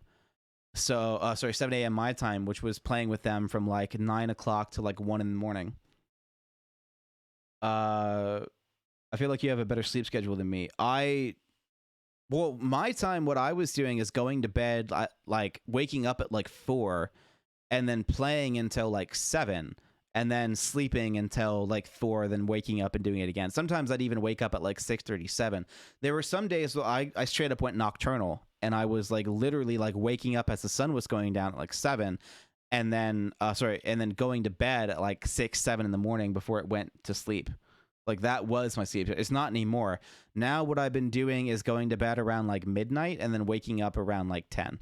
That's my typical sleep schedule for me. That's average. If I'm not being like a fucking gaming addict and being irresponsible, that's what I have been doing. Before, when I was watching stocks every day, I was going to bed around 10 and waking up at 6. That was my previous sleep schedule. But yeah, it's not great. So I was making friends in Australia for sure. And not just and that's what I mean about making friends, is that it wasn't just like, you know, getting off at 3 and like saying hi and playing a game or two. This was, oh, thank you, Supra. This was, you know, meeting people that were getting on in Australia, and without even changing my servers, by the way. Like I was meeting people in Australia because my servers were so dead that they had to put me on different servers. That or the Aussies were looking for California servers because there was no one to play with. Because at 4 a.m. my time, who the fuck is playing Apex, you know? So, and there's like, I think 2 or 3, there's like 3+ servers on the West Coast. So if it wasn't putting, you know, depending on which one it was putting me in, you know, yeah, you are. Yeah, sure. But, you know, that was also close to a year ago that this was a thing. So that was just kind of how it was, where like I was not just like meeting Australian people, I was gaming with them for hours, and like they're on my friends list. They don't remember me anymore, and they were nice and I like them, but it's been a minute since I played with them. And so this is anyway, that's a huge tangent to what we're talking about. But the issue with ranked is that ranked has become a pub stomper, and pubs has become sweaty.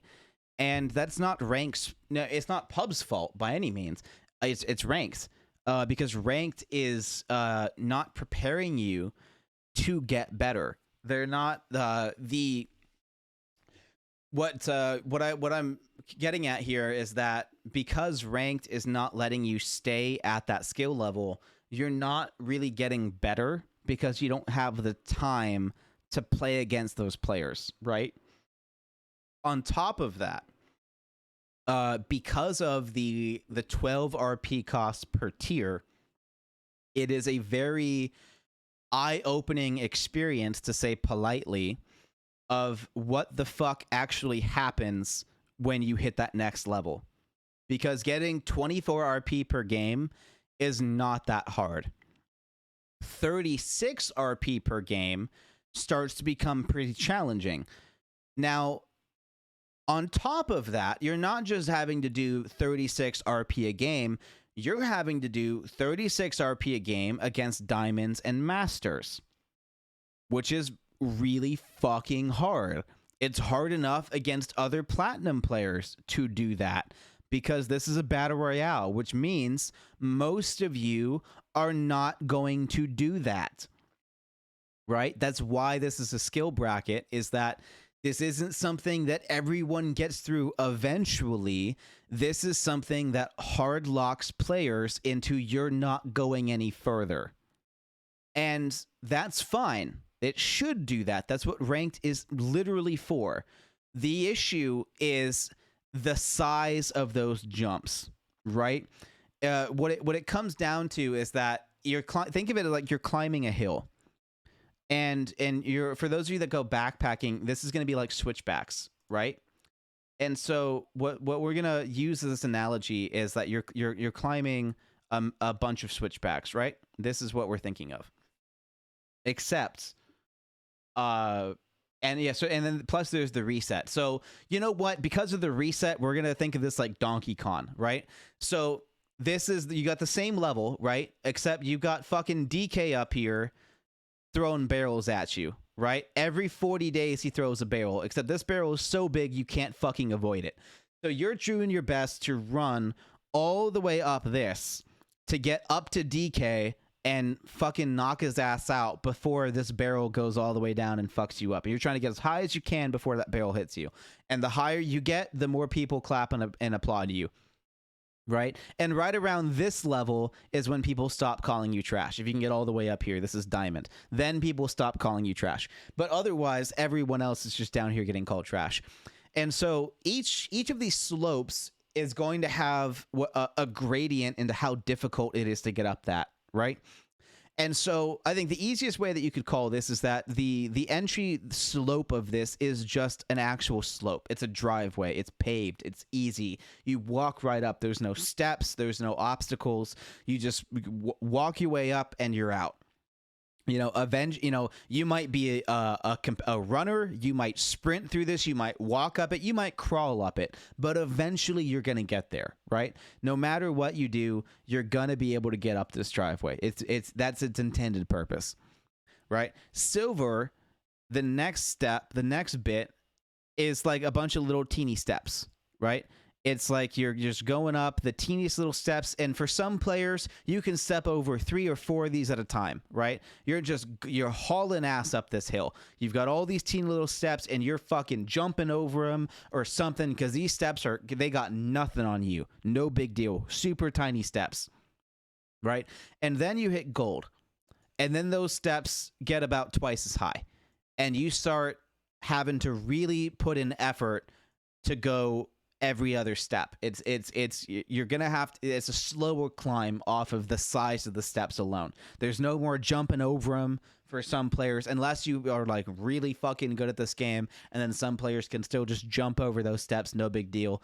But for the average player, this is gonna be a lot more of like regular walking pace, going up a standard staircase like your parking garage, right? It's going to go from like really teeny steps that feel like they're just not there to like regular parking garage steps where if you really put in the effort and you want to jump a little bit and not just like literally walk over multiple steps, then you can still jump up that staircase just fine, right? But there's going to be some people that can't do this at all. So this is like, you know, super easy, like walking pace. You could crawl up this. This is pretty easy, you know, just like you could take a bunch of teeny steps if you want. You can run up this. This is more like a regular staircase for sure. And then we hit platinum, right? And plat is more like switchbacks, like big, hefty, like switchbacks where like these are double steps, right? Where there is no planet where you are jumping over multiple steps, right? And this is like maybe we'll call this switchbacks with no weight, right? It's just you're on a day hike. Maybe you went to Yosemite and you're going glamping and you're hiking the High Sierra Camp Loop, and then all of a sudden there's these fucking double high step switchbacks out of nowhere, and you've got your water and snacks and thought you'd come take a pretty picture, and then next thing you know, there's just fucking switchbacks, and you're dying up here. Like, it is hard as shit because you thought it'd be a nice walk through the woods, and now you're on a Stairmaster on fucking max settings. Okay, that is plat level. To continue this analogy, right? This is what you have to do, and some players are great and they can run through this no problem, and they're like a player with switchbacks with no back, right? They're those glampers that have like 15 pounds on their back, and they can handle switchbacks all goddamn day, and they don't give a shit because in the morning they're gonna have fucking eggs and bacon made for them because they paid a lot of money. While the other average gamers that hit plat are the backpackers. These are the week-long trippers, the guys doing that camp loop with 40 plus pounds on their back, and they see these switchbacks and they have to go slow and steady for fucking miles, right? Like, these are the guys that see a 3,000-foot elevation gain with 40 pounds on their back and say, let's do this, I'm a go. And it takes them ages to get up. And some people just don't have the heart to try. And so they just stay back down and they just stay there, right? And that is what we're talking about with gold players who get through gold, who don't belong in gold, that make it to plat, see that they have to put on a 40-pound bag and handle switchbacks and say, fuck you, I'm going home. And that is when they leave ranked and go back into pubs. And then when the fucking barrel comes by and puts them all the way back down to bronze and it's just a brisk walk, they're like, all right, I'm going to speed run this shit. And they speed run ranked into gold again, get up and maybe not even get up into plat. And that's the reset. And that's what these players are doing because they see those switchbacks. They see that 40-pound pack and they're like, fuck you. I'm not climbing 3,000 feet in 1.5 miles with 40 pounds on my back. I'm going to leave. And that's what happens, right? And then there's the players that hit that plat floor, pick up that 40-pound pack, and are like, I'm going to do this, and I'm going to get through that. And they do. And that 6% of players make it all the way up into diamond. And it's because they could make it through those switchbacks and then put on that pack. And that's what they get to do. And then the next time they climb that hill, they're the glampers. They've got the 15-pound pack. They know how to do that hill. They've done that hill before. They're ready for it. They want it. You know, they're excited for it.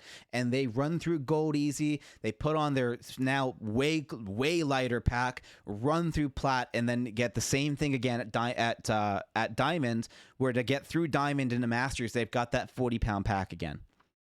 And there's nothing they can do about it. And the switchbacks get bigger and bigger and bigger the whole way up.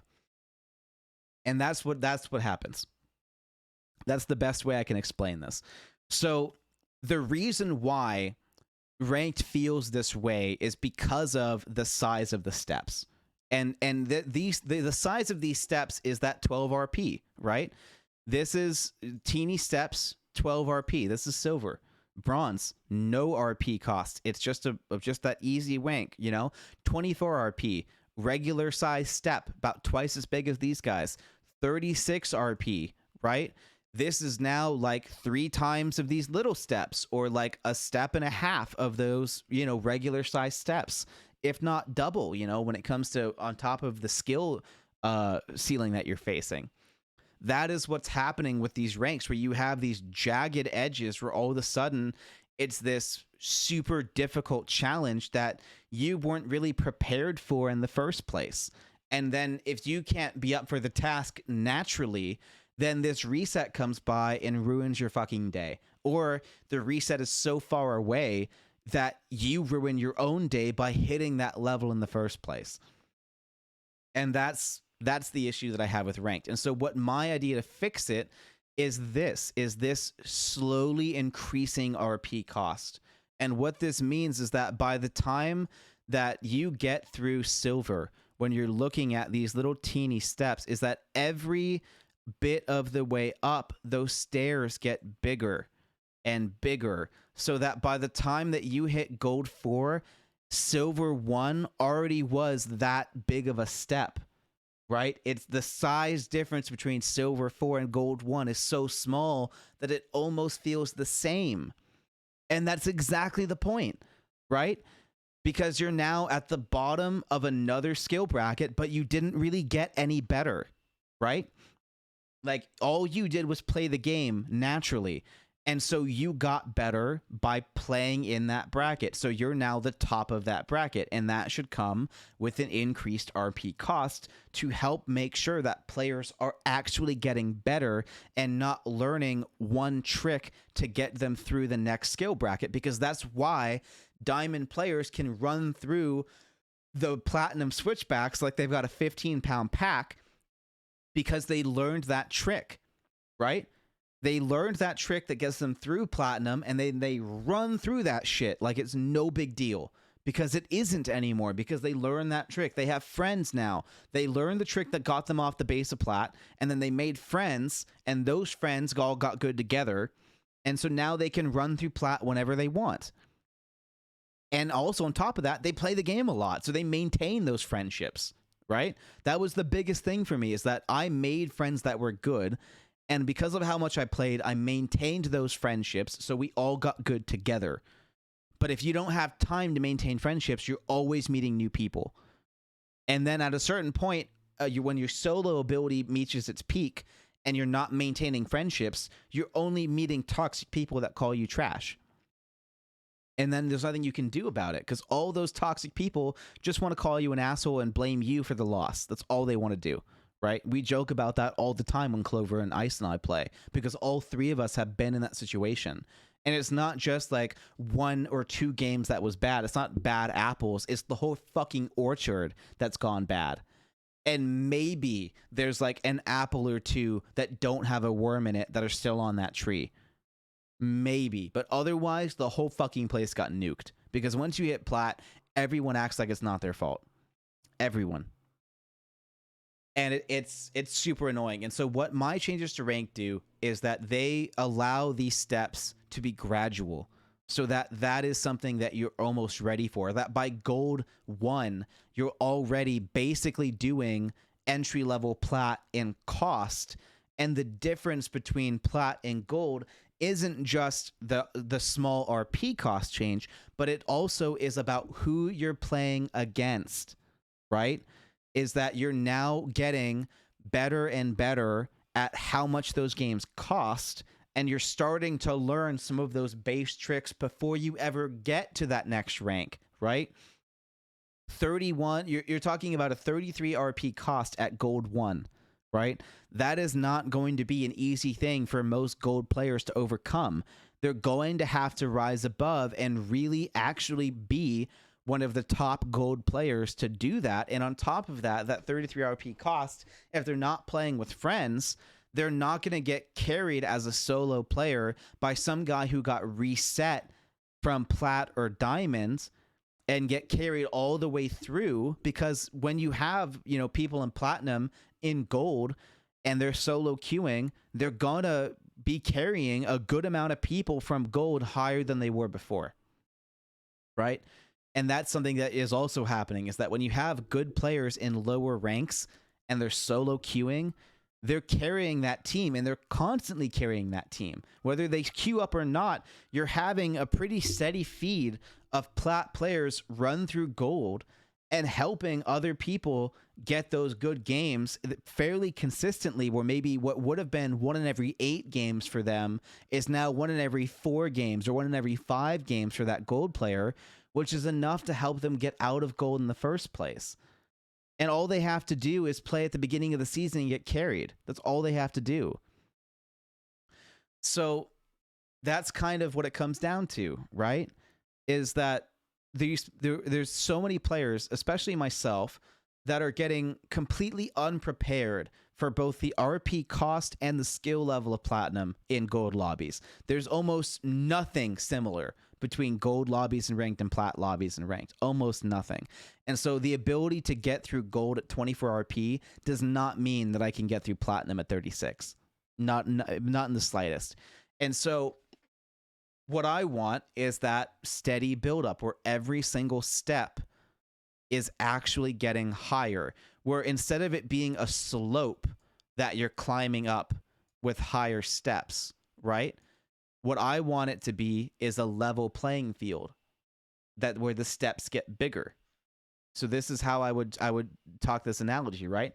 If all your steps are the same height, right? If you were to look at a walkway here, and you have steps, then you have a bunch of steps that are all the same height, because this is that same 24 RP per match.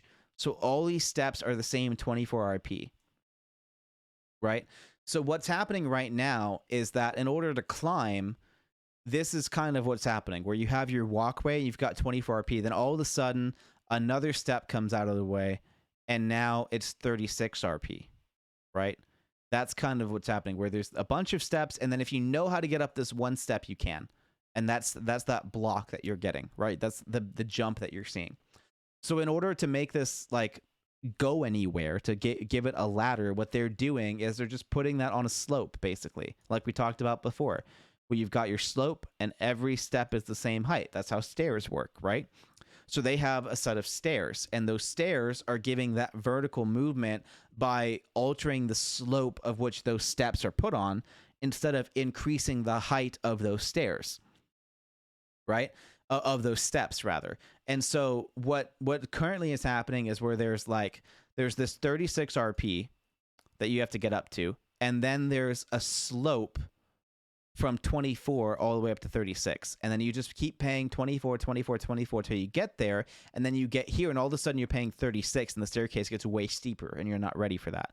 That's what's kind of happening, where you get this kind of exponential curve of cost where it's just like, oh, okay, little bit, and then once you get there, it's so much steeper. And this happens from silver to gold to plat to diamond the whole time, because it's just that you start that new staircase and it's just like, fuck me, right? And so what I want to do is I want to take that walkway, this walkway here, and I want to have some matches cost 12.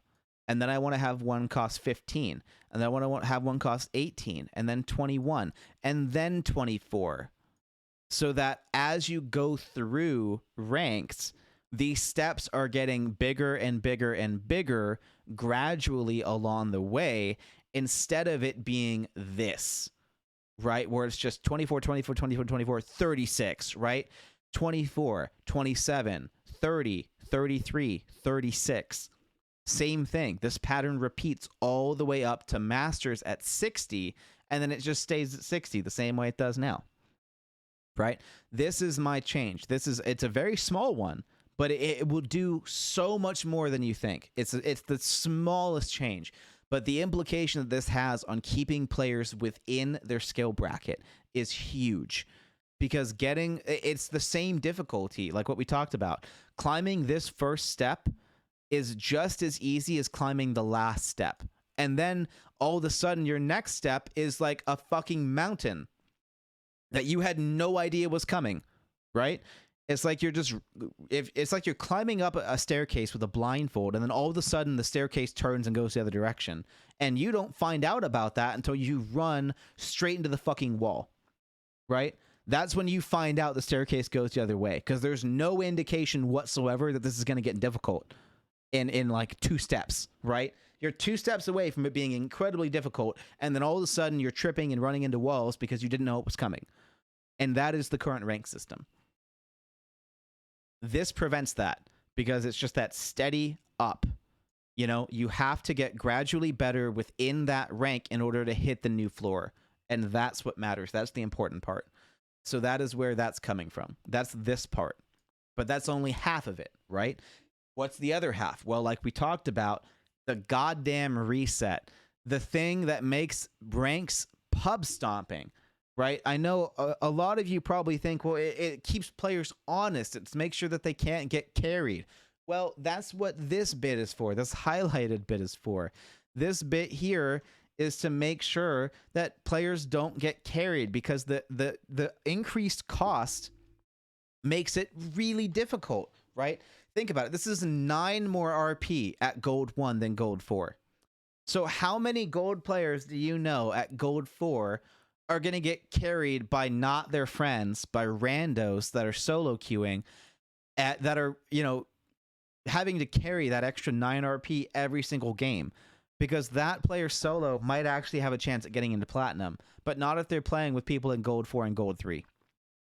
All right, it's the same thing as what's happening in Platinum right now, because in Platinum it's still 36 all the way through, right? But that Plat 2 level that we're talking about, that's the indication that this player can do it, that this player has been able to get through Platinum enough to know and be good enough to get into Diamond, to where other players that are in 2 and 1 know that if they queue with that player, that they have a decent chance of winning, especially for someone solo queuing from Diamond, getting back up into Diamond. When they see a Plat 2 player, they know that that was either a former Diamond player or a really good Plat player. And so they'll happily be their friend and queue up the rest of the gaming session, because that's better. That's a better odds of that Diamond getting into Diamond faster than if they keep solo queuing with all the other bad Plats, right? That's the mindset that happens in Platinum and probably Diamond. I can't speak for Diamond because I've never been there, but I can tell you sure shit happens in Diamond. And that's something that in Gold I never worried about, because in gold it was that same 24 RP, and I could do that no problem. I wasn't ever worried about getting back up into plat, because I knew at the gold level I was very comfortable, and it didn't matter if at all, you know, if it was 24 RP or more, that I could handle it. So that's kind of where this is going to take into account what you would be calling the carrying, is that it's very hard for someone to get carried for 33 RP every single game, right? Like even in the plat level, like if I was playing with diamonds and queuing with diamonds and I'm trying to get carried through platinum, it's going to take a very long time and be very difficult to do. So that is why I don't want demotions. Now you might be thinking, well, if it's just a matter of time, then why does it matter if the RP cost gets increased? Well, that's because I don't want the splits to, just because I don't want the splits to demote doesn't mean I don't want the splits to be punishing, right? There is a way for splits to reset RP without causing a straight demotion. And in order to do this, and in order to be fair for diamond, rather for masters and predator players, and instead of just everyone being reset to the beginning of that skill bracket, which I don't want, and I think this is something that pred players would get behind as well, is that instead of being reverted back to the beginning of your skill bracket, that the split will now remove 2,000 RP from your account. Every split. Now, 2,000 RP is enough to send a gold 1 player to the bottom of gold 4 again. 2,000 RP is enough to send a player to like 95% of the way from like plat 1 to plat 4 kind of thing. And 2,000 RP is still enough for a diamond 1 player to go back to diamond 4. So what does that mean? Well, what that means is that for predator players, you're not going to be put all the way back to master. You know, not necessarily. If you're a low pred, absolutely. If you're, you know, pred number 700 of 750, you might go back into masters, right? What it doesn't mean is that pred 1 through 500, they will still be predator. They're not gonna get reset all the way back to master. They're not. It's not gonna be a climb all the way back to the top every season, which I don't know if it is. I think it is, but I don't know if it is. So basically, that top 0.4% are not going to be constantly put to the bottom of masters and then being asked to climb and compete that split to see who's the best, right? What it means is that every split you will lose 2,000 RP, which is frankly not that much for masters and pred to make up, right? For those that are in masters and pred, losing 2,000 RP is definitely a better deal than getting put all the way back to 10,000 at the beginning of the season. So this would mean that if you have 2,001 RP above the masters 10,000, if you have 12,001 RP, and then the split happens, you keep that 1 RP. So you start masters with 10,001 RP. So that this would mean that for those dedicated pred players that are keeping and maintaining it every season, that now if they do good enough, they can now be demoted per split and still keep predator, right? That they don't have to go all the way to the bottom, and that they can now keep a lead ahead of other master players. Now this means that for those of you that are complaining about, you know, playing against hard stuck master players that can't do the RP gain every single match, those players will no longer be right behind you. Right? You will not have to worry and you know, massage your ego about how you climbed and they didn't. You will have a qualitative number to show you by how many 1,000 RP you have climbed more than that person, about how that master player doesn't just have to have a good week or season to be predator for a little bit. They have to have a fantastic split to even try to catch you. Because in this scenario, a year down the line, only losing 2,000 RP, the top 20, 50 Pred players could be 4 to 5,000 RP ahead of the minimum of 10,000. You know, they could be starting splits at 14,000 RP. And that's the allure for Pred players, is that now they can start a split at 2,000 RP and now take a whole season off and likely still be Predator when they come back to ranked. That's the point of this system, is that you know, Masters still lose 2k RP, but they don't go below that 10. So if you can't get up above that 2k RP every split, then you're not gonna make any, you know, permanent progress out of Masters. That is the point of this. So that is how we can still demote players without punishing players. Is that earning a skill bracket earns you that skill bracket, and with that increase of RP cost, you have to earn that. There is no getting carried. You know, you have to either play with friends or do exceptionally well as a solo player to be able to get up to that next minimum skill bracket. And on top of that, you will be far more prepared for that skill bracket now than you are currently. And that is, for me, I think it's not that Apex did this wrong, right? It's that Apex has outgrown it, right?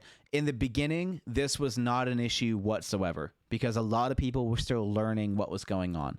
But there's so much set in stone knowledge of Apex that has come to fruition, basically, that has come to the attention of players, that there's no going past that. There's no taking advantage of people not knowing. You know, there is no like learning with people anymore. It's they know it, you don't, and they don't always feel like teaching you. In fact, most of them never will. So they want to brag about how they learned it when no one taught them, and then shun you for not knowing. That's what they want to do, you know. So that's where this ramp up of 3 RP per level comes into play, starting at Bronze 2, so that even getting out of Bronze is not a guarantee, right? 6 RP at Bronze 2, 9 RP at Bronze 1, and then that 12 RP for Silver 4. And this is also going to help with what I've heard other high school players complain about, is that when players are at the bottom of the barrel, they get aggro. And this is what I had to do. When I hit Plat 4, I could not play my way and do well. So I had to do exposure therapy. There was no choice. I had to play aggressive to get better. I had to get experience fighting other good teams as much as possible. And the way to do that was being aggressive, pushing the fuck out of everyone. And this is a massive complaint for higher skill players, Diamond and Master, right? You're at the bottom, you can't be demoted, and so there's no punishment for aggressive behavior, right? And so what they want to do to fix ranked is add demotions so that there's a punishment for aggressive behavior, so that you have to play the way they play to stay and grind, because that's the way that you should be playing. You just don't know how to do it yet. And so what you're trying to do, yeah, and that gets teetering and mentally draining. Exactly. That's not an acceptable solution either. That can't work. Because and what they have mentioned is that won't fix the problems. Some of them even know that, because you're just going to be going back and forth. Just because you get demoted out of Platinum doesn't mean you're not going to get there again, right? Like when I hit Plat 4, I hit Plat 4 easily, right? It took some days to adjust. It took a little while, but from going from basically cold turkey and then 10 days later, I was in Platinum, right? There is no amount of demotion from Plat 4 that is going to stop me from getting Plat 4 again. I'll just go back into gold. I'll just get another win. I'll just get put right back in there. It doesn't matter. That doesn't actually fix the problem. It just makes it annoying as fuck for those players. And then it goes back to the stop trying, right? They're already hitting switchbacks with a 50-pound pack on double high steps.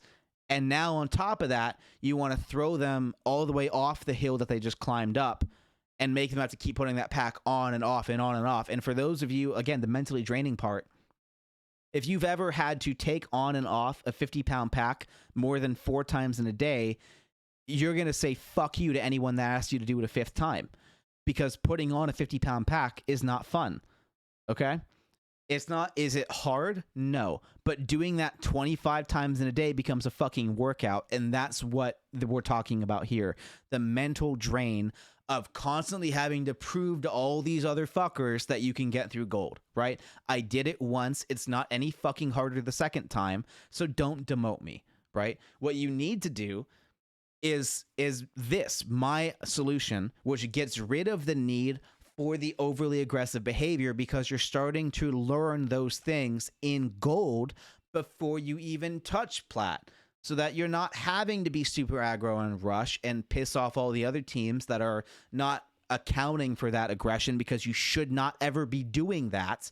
Like, I agree with them. There is at no point in the high ranks where over aggressive play will get you a win. It doesn't work, right? Over aggressive play gets you wins against people that are worse than you, not people who are as good or better than you. It never fucking works. This is why the number one tip I have to players that I'm sure I've told Clover a million times is start every fight like you're going to lose. Take every fight like they're better than you, right?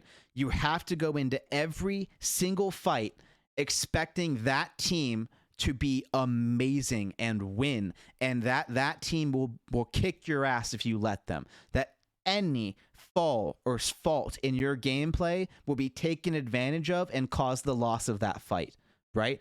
Every single time that you take a fight and someone's that one hit, that is you making a mistake, or that player just being obscenely better. Yeah, and that thought doesn't sit with Ice. He hates that. He refuses to think that another team is better than him, right? He doesn't like that. He wants to be that aggressive, strong-arm player. And I've met a ton of them. I meet them in Plat all the time. I met one guy that was so fucking toxic because he had convinced himself that he was just an up-and-coming Pred player, that in order to get to Pred, you have to act like Preds do in Platinum to get there. That he was taking every single fight, trying to 1v3 everyone. Yeah, he'll push no matter what and get destroyed. That's exactly what this guy did. He pushed solo in Plat trying to 1v3 because he thought that 1v3ing is what gets you into Pred. That's what he thought got you there. That's not what gets you there, right? Once you have gotten there, you can absolutely do that. But the ability to 1v3 Plat players or higher is not what gets you into Pred, right? Like he thinks that it's team based. It's absolutely team based, and on top of that, it's position based. It's also skill based. You have to get super accurate. And this kid thought just because he was accurate, it meant he was getting there, right? He thought that just because he's a super accurate Plat player that can hold his own in a fight, that he was just destined to get Pred. All it took was the right team to get him there, right? That's what he was missing. It was everyone else's fault that he wasn't getting there, right? A good player is going to realize and adapt to the skills that your team has and use that to its best advantage, right? So if you have a team that can be aggro based on legends, then do it. But if the people playing those legends can't be aggro, then don't, because you're not going to get the most out of that game. Because what gets you to Pred is consistency as well. You have to be able to do everything consistently.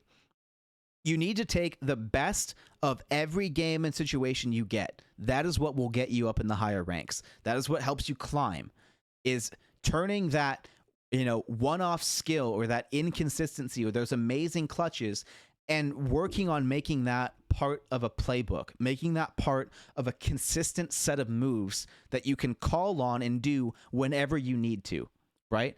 It's like if you've ever seen the Semi-Pro, the movie with Will Ferrell and Woody Harrelson and all the other actors in that film, what gets them, into fourth place is the alley-oop, right? They were a shit team, absolute shit team, right? and they got better with coaching. And they had that one coach that came, Woody Harrelson came in and taught them how to play by the book. They got a playbook and they did amazing, right? And that got them into gold, right? That got them to compete at the table with other competent teams. And they had that one skill set, the puke, that one play that they could do whenever they needed to. If they were tired as fuck and sleep deprived, they had that one move that they could do without thinking. That is what you need, right? You need as many of those moves as possible to make it up in the higher skill bracket. And so you need your version of the puke, right? But what you do right now is 4th place, right? That's where platinum players end up, is that they are gold players is the puke and consistency along that lines. Platinum is the alley-oop, right? That is what gets you up into plat, is being able to alley-oop with your team. That is what will get you into platinum. What gets you into diamond is turning the alley-oop into the puke, right? To get as many alley-oops as possible, as many other team plays as possible in the books, and then making them so ingrained in your brain and strategic mind that they're all subconscious. They're all the puke. They're all something that you can do with any team that knows that play at any point in time. And that is what will get you up into Diamond and Masters, is that team synergy of having other players that know those plays and can do them without even hesitating or thinking, right? But plat players are still trying to learn those plays, and those players are going up against people that already know the plays, and not just know the plays, but have them memorized. And that's where that huge diversion of skill is coming from. That's why you have so many people in platinum getting hard stuck in plat, because it's fucking hard to get out of plat. It's a lot of work. It's more work than getting from gold to plat, because getting to platinum just took some inconsistency, right? Getting to plat just took a couple alley-oops, and you can get 4th place all fucking day, right? What it takes after that is, getting into the NBA, right? You need, like, that's Diamond and Masters, is getting in the NBA. So that's what it comes down to. And so this is, I want more players to have more time in that skill level so that they can learn those plays before they get in the NBA. Because right now you're asking players to learn those plays in the fucking NBA. And now they're learning those plays from the goddamn bench, spectating the NBA players instead of getting to try those plays themselves in practice. Right? Like, that's what's happening in ranked right now. And that's the annoying part. That's the frustrating part, is that because ranked has become a way to pub stomp. Clear and simple. Short and sweet, to the point. Ranked is pub stomping now. I get more sweaty games in pubs than I ever had in gold ranked. Right? I could actually relax and have fun in gold ranked because I'm a plat player. Because I can get through gold whenever the fuck I want. So getting to go back into gold and dick around in ranked is fantastic, because I don't have to try. I'm gonna get out. And so this is that change. So that's those changes. Anyway, this is getting ranty and repetitive. So anyway, there you go. Another change, right, is hard capping the number of KP that you get on assists. Right now, it's 6 kills or assists will get you KP. And kill points are a huge part of what gets you up that rank, right? That is how this ranked system is based off of, with the value that placement and KP have. You can get more than double. So you can get double your RP from kill points right now in ranked. You can now get up to, I think, 249. I think is at plat level or gold level, what you can get off of kill points and stuff alone, because it's 6 times 25, so 150 plus, it's 250. So 250 with no RP costs is what you can get. But if you take away the 36, then 214. If you take away the 24, then 226, and so on and so forth. But the issue with that is that those 150 RP off of kill points don't have to be kills. It can be nothing but assists, and you still get that same 150 KP bonus at first place, right?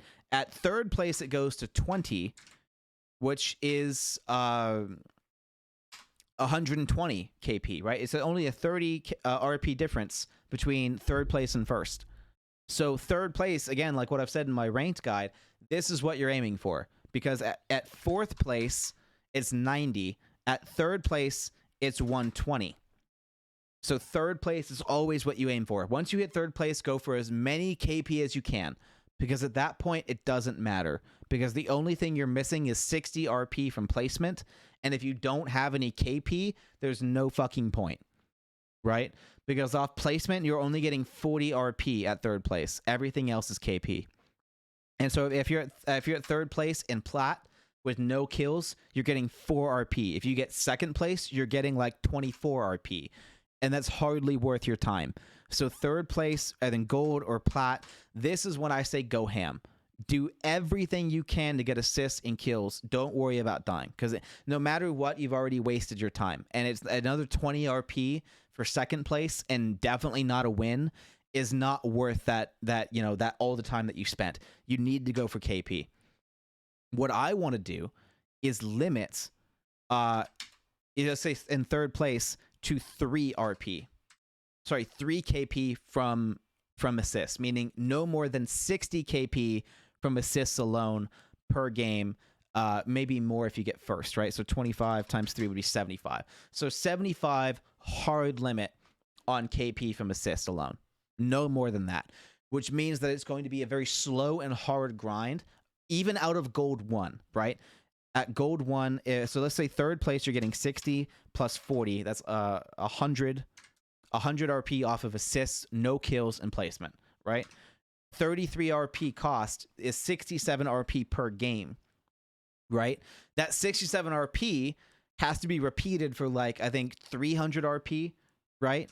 So 300 RP by 67, that means 4 or 5 games of 3 KP, of at least 3 KP, 5 games, say, of that. And that's 5 games in a row, right? You have to remember that you're losing that 33 RP. If you're not doing those 5 games in a row perfectly, it's going to turn into a lot more because you're losing that 33 RP. Where that one good win of that 100, right, RP, that is only 3 games worth of progress, of match cost, right? So it was the one game that you had to spend to get there, leaving you 67. And then if you lose the next game, right, you only have another... Oh my god, will you just subtract that, please? 34. You only have 34 RP left, which means that in order for you to get back to where you were, your third game, you have to do the exact same thing. Because you're about to lose that 33 RP, which means you have 1 RP at the beginning of that game. And then if you win that game with the 100 RP, or not win, but get third place in 3 KP, then that's 101 minus the 33. Now you're up 68. So you have to win, not win, but you have to get third place and 3 assists every other game in order to make progress, or you need to start getting higher kills, more and not more assists, because you can't get any more assists, right? You have to get kills after that. So you have to stop getting just assists. You have to get kills. You have to or you have to be incredibly consistent. And this is what I'm talking about with how that's just gold 1, right? Even at gold 2, this is starting to be a factor where you're looking at the third game after a good one, that it has to be another good game or you're losing progress. And it's forcing that consistency at a higher skill level. And at this point, like, if you're consistent with 3 assists, that's great. And 3 assists is enough. But now when you think about 36 RP, 39 RP, 42 RP, and you're still only getting that 100 every other game, and you're getting up to that 36, 39 RP cost, I mean, you're looking at every other game that you need to start being phenomenal to even keep a slight bit of progress, right? So that's what we're talking about here. That's getting you ready for that. And then on top of that, I'm allowing another 100 RP off of kills, because you can have 5 kills and 3 assists. So you can get 60 RP from third place and 3 assists. You can get 100 RP from 5 kills in third place, plus the 40 RP that you get for placement, which is now 200, right? Which is at max KP, you're looking at basically a win, right? Like that's almost a win. So that's kind of what we're looking at, because max RP in third place, max KP in third place is now really close to the same thing as a win and 4 KP. So that's half. So you can either get a win and 4 KP, which is at least 1 kill, and then everything else can be mixed in with assists. Or you can get max KP in third place, and that's the same equivalent, right?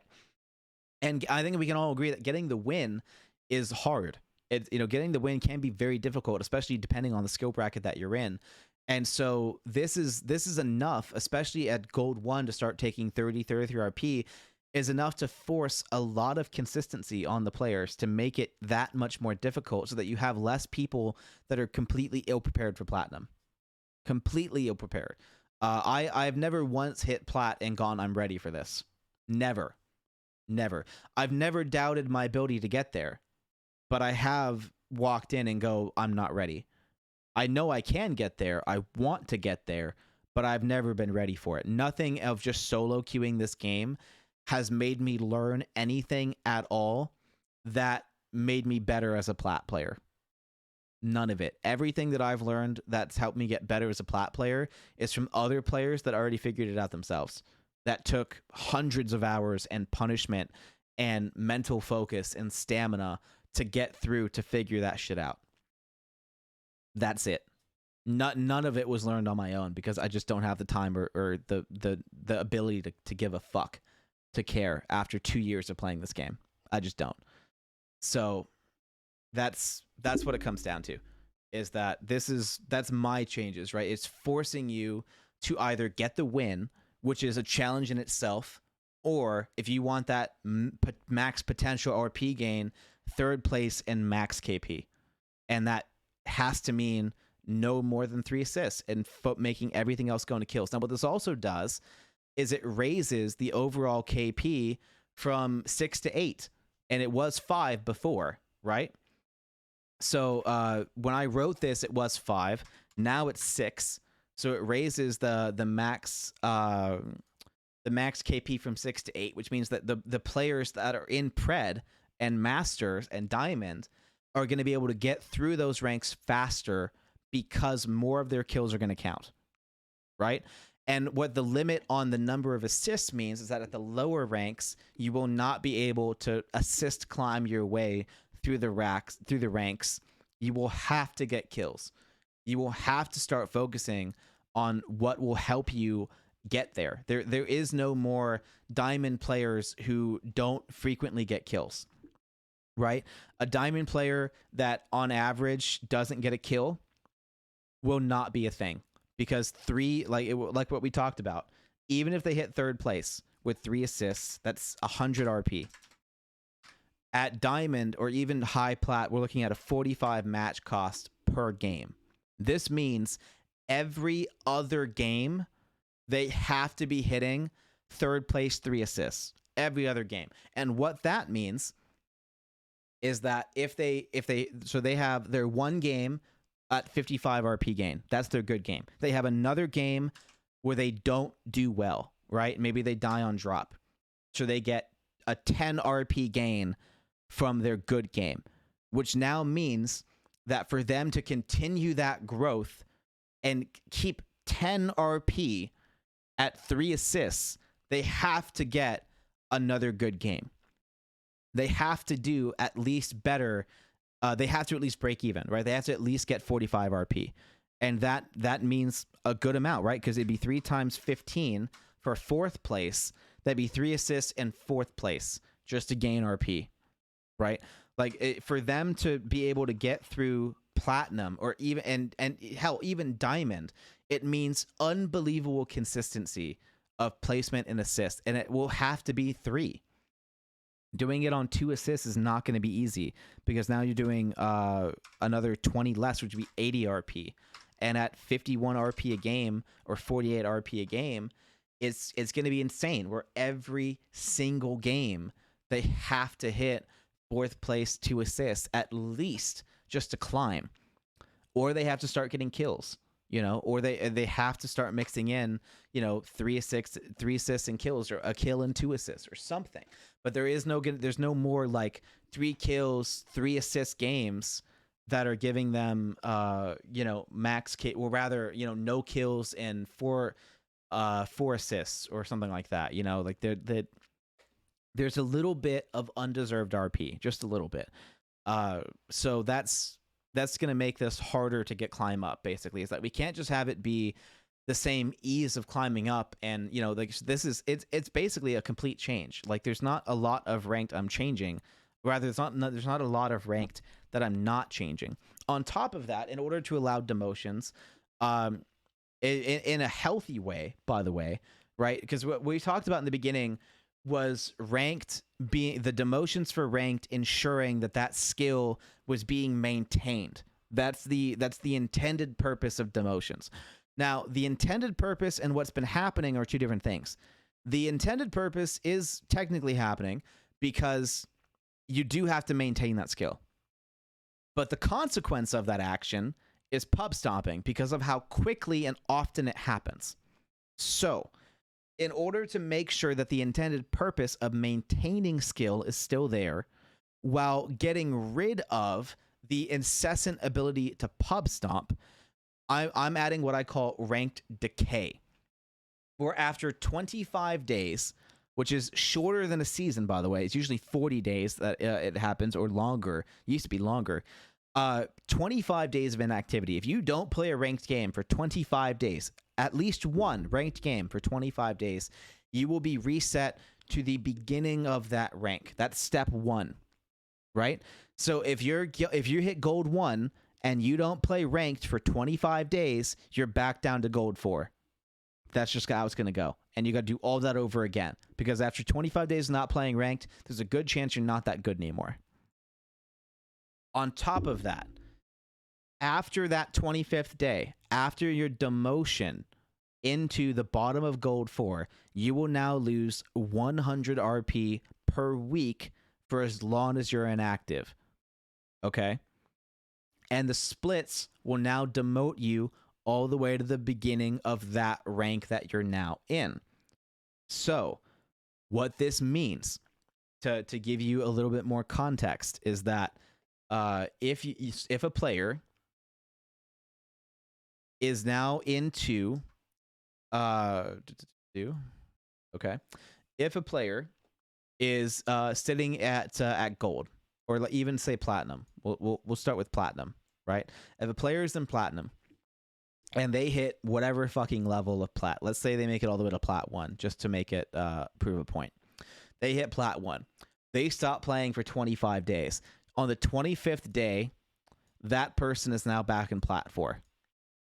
And now if they play ranks within the next week, which is day 25 plus 7, so to day 32, if they play one game of ranked in this week period, then they stay plat 4 and now get another 25 days off that one game to now no longer be considered inactive.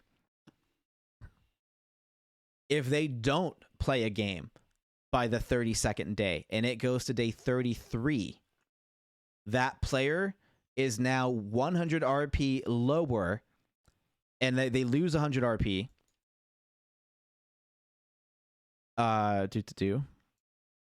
And now they are gold 1. Right? And now every single week that they're not active, they will lose 100 RP forever until they get all the way back down to bronze. Bronze 4. Now what that means is that the amount of time to go from platinum to silver is way longer than the current demotional split. Sorry, the current seasonal demotion.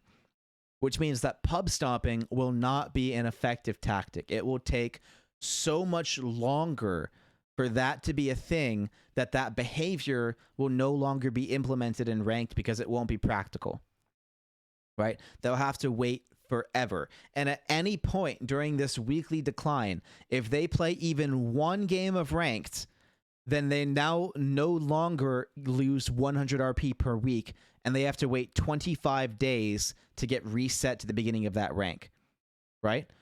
And that's slower than losing 100 RP per week. So there's not a way to speed it up. The fastest way to do it is to not play. Playing any ranked will make it take longer to get demoted, right? That was all done in math. You're going to have to trust me on that one.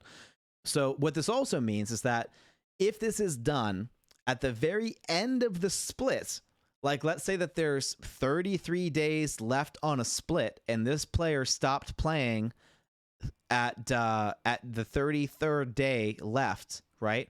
And they're plat 1 on day 33 of that split about to end, and they're plat 1, and then 25 days later they go down to plat 4, and then on that 32nd day, 33rd day of that last day of the split, they go down to gold 1, and then the split happens. This player is now going to be gold 4, all because they didn't play at the right time, right? If they had played for 100 RP, not that bad, right? If they had just done themselves a favor and played and got back up into plat 4 before that split happened, then they'd still be plat 4 at the end of the split. They wouldn't lose 2,000 RP. They'd still be plat 4. But because they're gold 1 and lose 2,000 RP, now they get to go to gold 4, right? That's the only way to speed this up. But this split would now no longer need to be every 40 days. This could be a much longer split. You know, this could be a 60-day split, and it wouldn't matter, right? They could totally do that. And so that would decrease the frequency, or they could keep 45 days. I think 45 days is pretty standard. So they could do 45-day splits, and that would be totally fine. And that's realistically the only way to speed up this process, is if the splits themselves are putting you all the way back to the beginning. But for a 45-day split, then that's, you know, they could still get put down pretty quick, right? It's not gonna. But it's better. It's definitely much better, because what this is doing is that it's only punishing inactive players, right? And so they'd have to be inactive from ranked for a very long time, right? They'd have to be put down ranked for over a month, you know, if not close to 2 months. They'd have to not play ranked in order for this to happen, for them to get put far enough back down for them to pub stomp. And even then, that wouldn't last very long, and then they have to do it all over again. So instead of it being such a quick reward of how quickly they get put back, because basically right now every 45 days they're getting put back a tier and a half, right? So they get to play as much as they want in those easy lobbies, and they can just stay there and not care and not give a fuck, right? But in my version, if they're active, right? If they're playing up until every last day of the split, not even the last day of the split, right? Like if they even play the first half of this, because it takes 25 days of inactivity, right? Which means that there's a 20-day period. If they play the first 20 days of ranked, if they play once within the first, rather, if they play once after the 21st day, right? The 20th day, they can get away with it. The 20th day, they can play, put down ranked, and then keep going. But if they play even one game of ranked after the 21st day of that split, then they will not be put down another demotion, because they won't be able to lose a whole skill bracket after that 21st day. This is that change that's realistically happening, is that they can play for 20 days and then have to put it down and never play another ranked game. No mistakes. No ranked games, because then the 25 days kicks in, right? Or not even 25 days. It's actually more than that. It takes 32 days, right? It takes 32 days to lose that other 100 RP of a 45-day split. So it's actually even worse than that. It's 45 days minus 32, which is now only 13, right? So they have 12 days to play ranked, and then in pub stomp, and then after 12 days they can no longer play ranked. That's all they get. They get 12 days of pub stomping, and they can't even climb that high. But let's say they could go into platinum. So let's say they have 12 days to hit plat 4, right? They have 12 days to hit plat 4. Once they hit plat 4, or let's say we'll give them the benefit of the doubt and say gold 1, because if they're going to pub stomp, they're not going to go all the way to plat. So let's say they hit gold 1. In 12 days, they hit gold 1. Then they can't do anything for 32 days, right?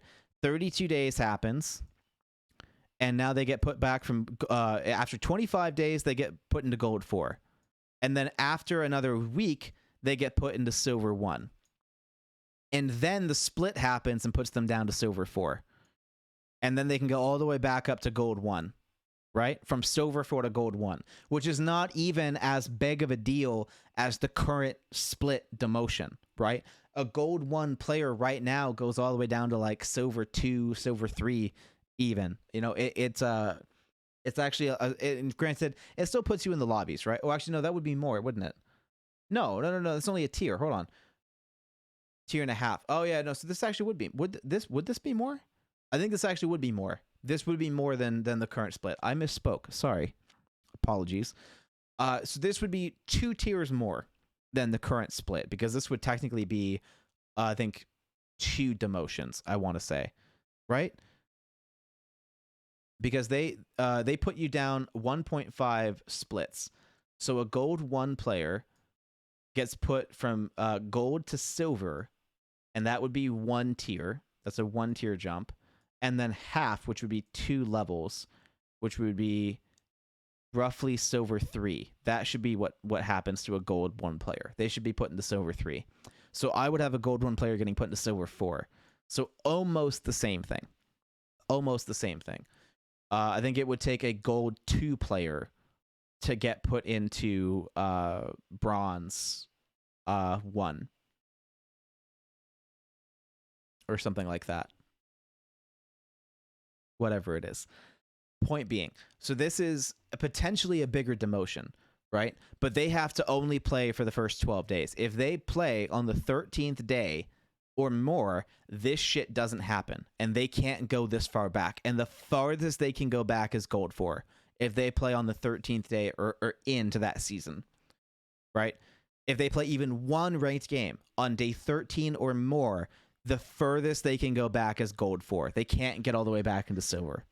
And this is the change, where it is realistically only punishing inactive players. Because right now, at a 45-day season, they can play all the way up to the 45th day, 44th day even, right?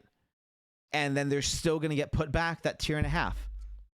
And so they can get all the way up into gold 1 and get put all the way down into silver 3. Fuck, they can even get all the way into plat 4 and get put all the way down to silver 2. Right? Because it's only a 1, plat 4 is right here. So they can go right here instead.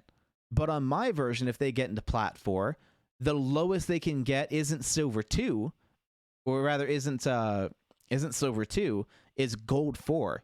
Right? That's like, if we were to replace this with platinum, this would be, let's say, plat 4, right?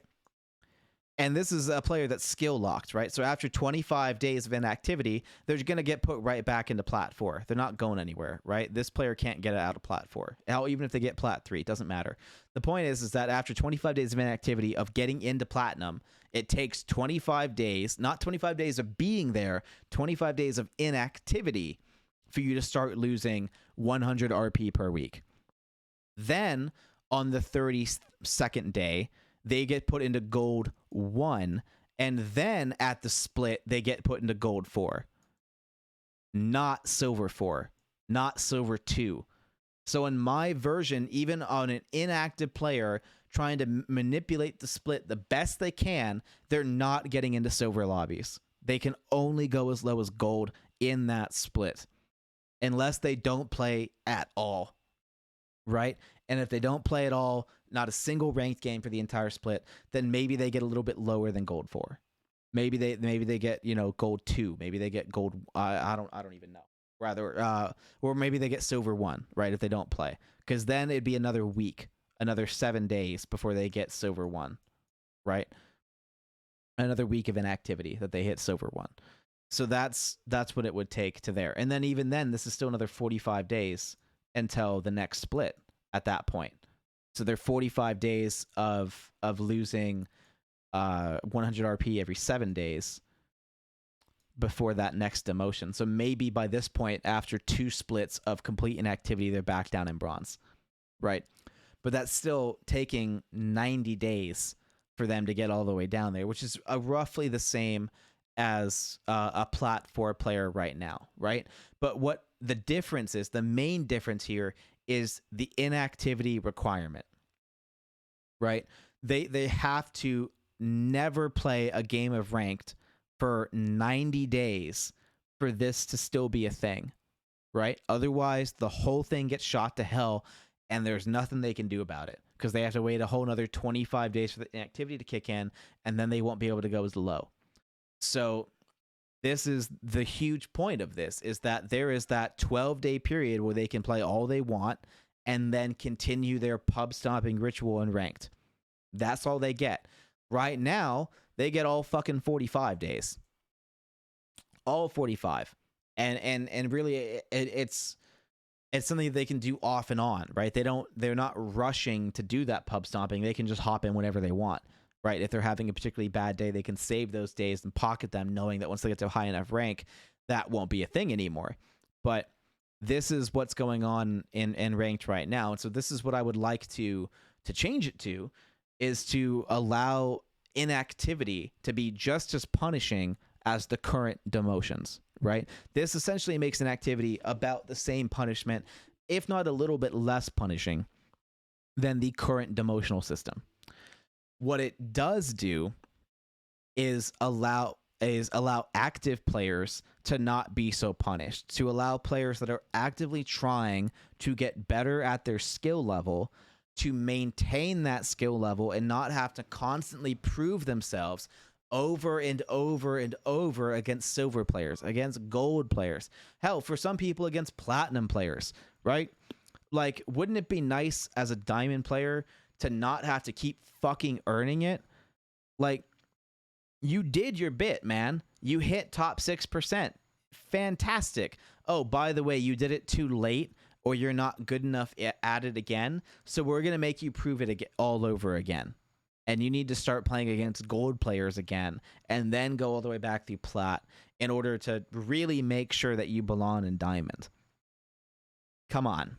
You know, like that's the kind of bullshit that I'm talking about. And so the same way that people have been complaining about the ranked system getting, lower and lower skilled players higher up. Well, those are the OG players that keep talking about how at the gold level in season 4, it was the same as the silver level right now. As the game gets older, it gets harder to do. Also, I think I gotta 1 sec. We gotta pause.